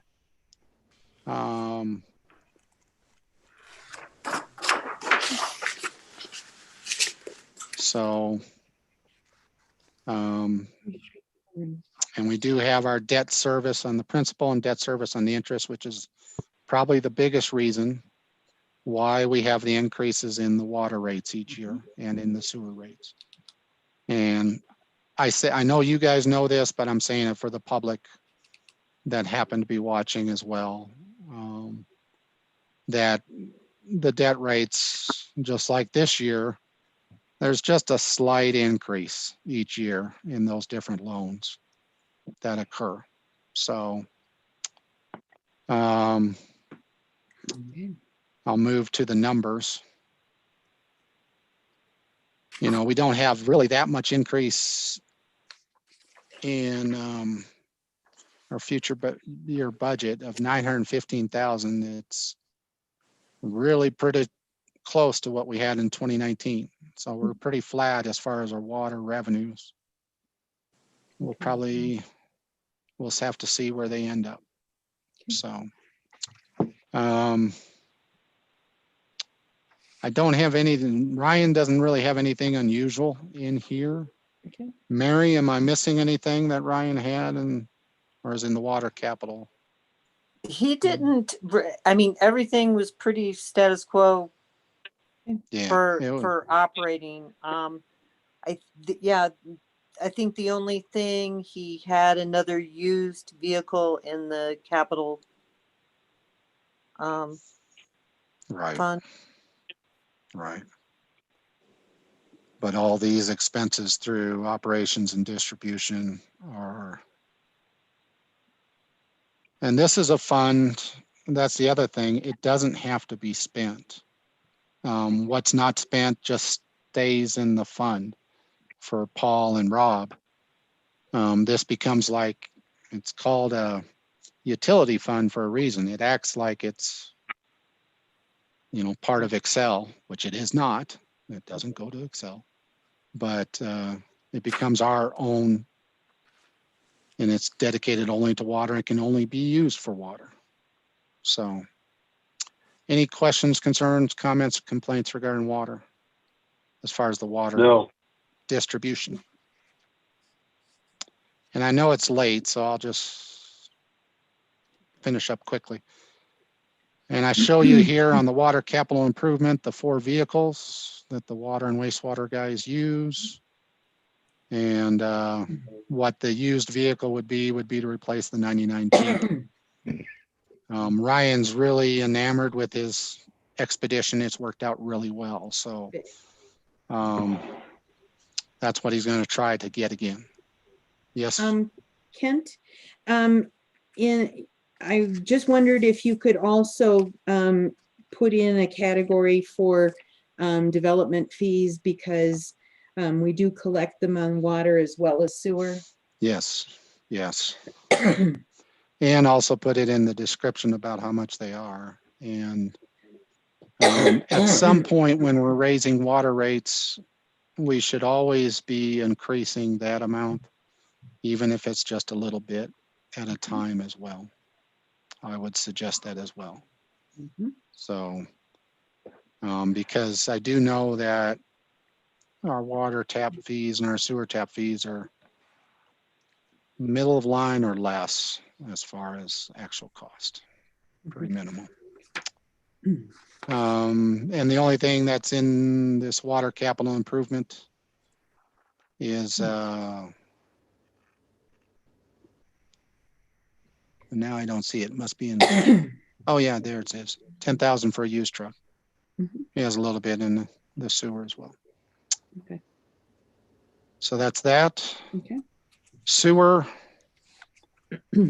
has a current rate schedule. And 5520 per EQR. It would go to 5666 per EQR. And then there's additional 449 for the biosolids.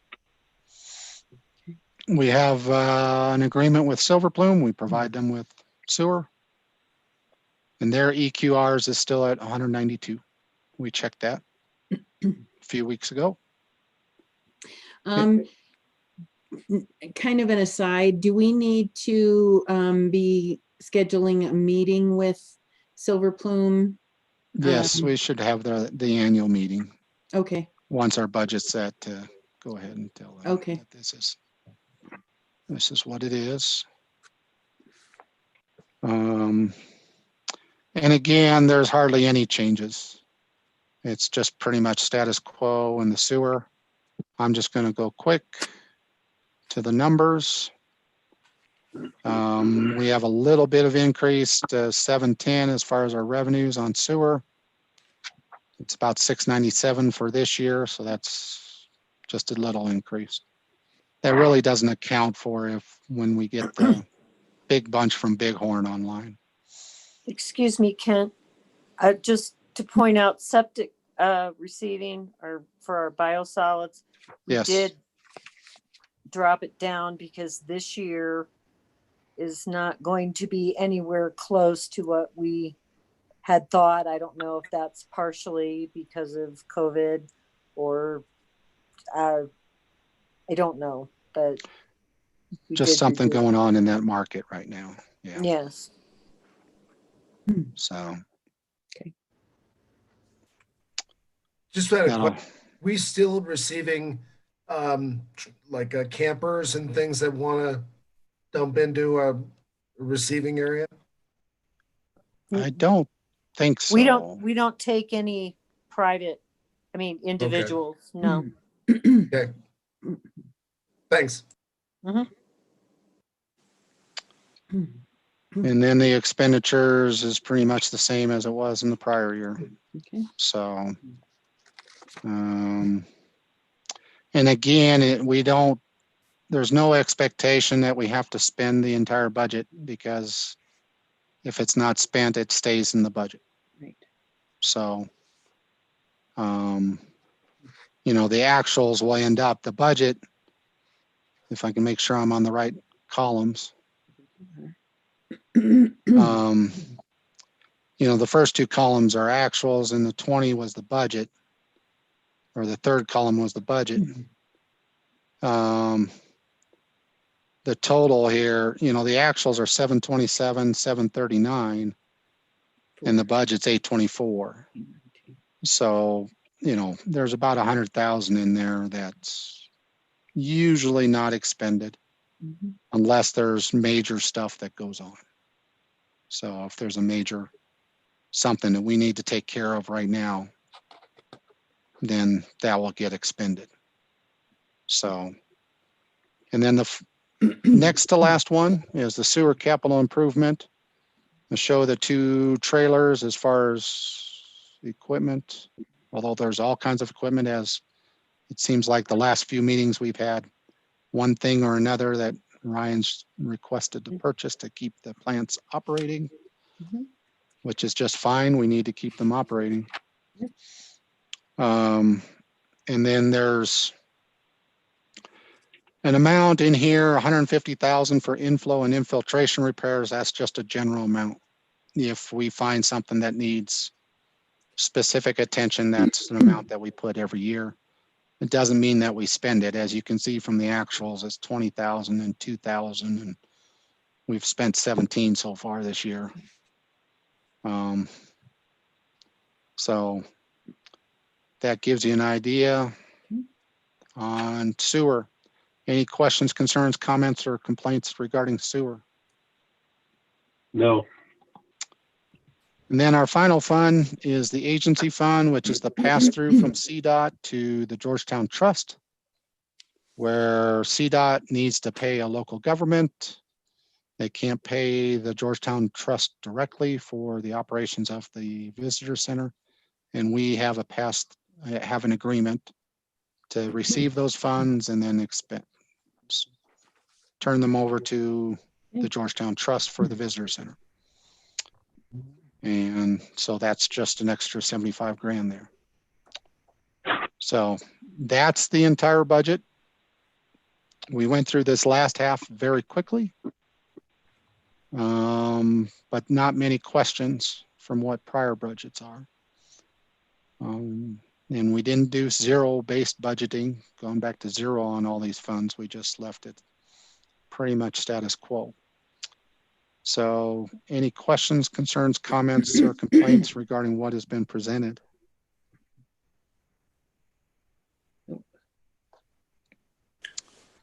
If not, then staff will come up with next time what are the key questions in order for us to finalize the budget.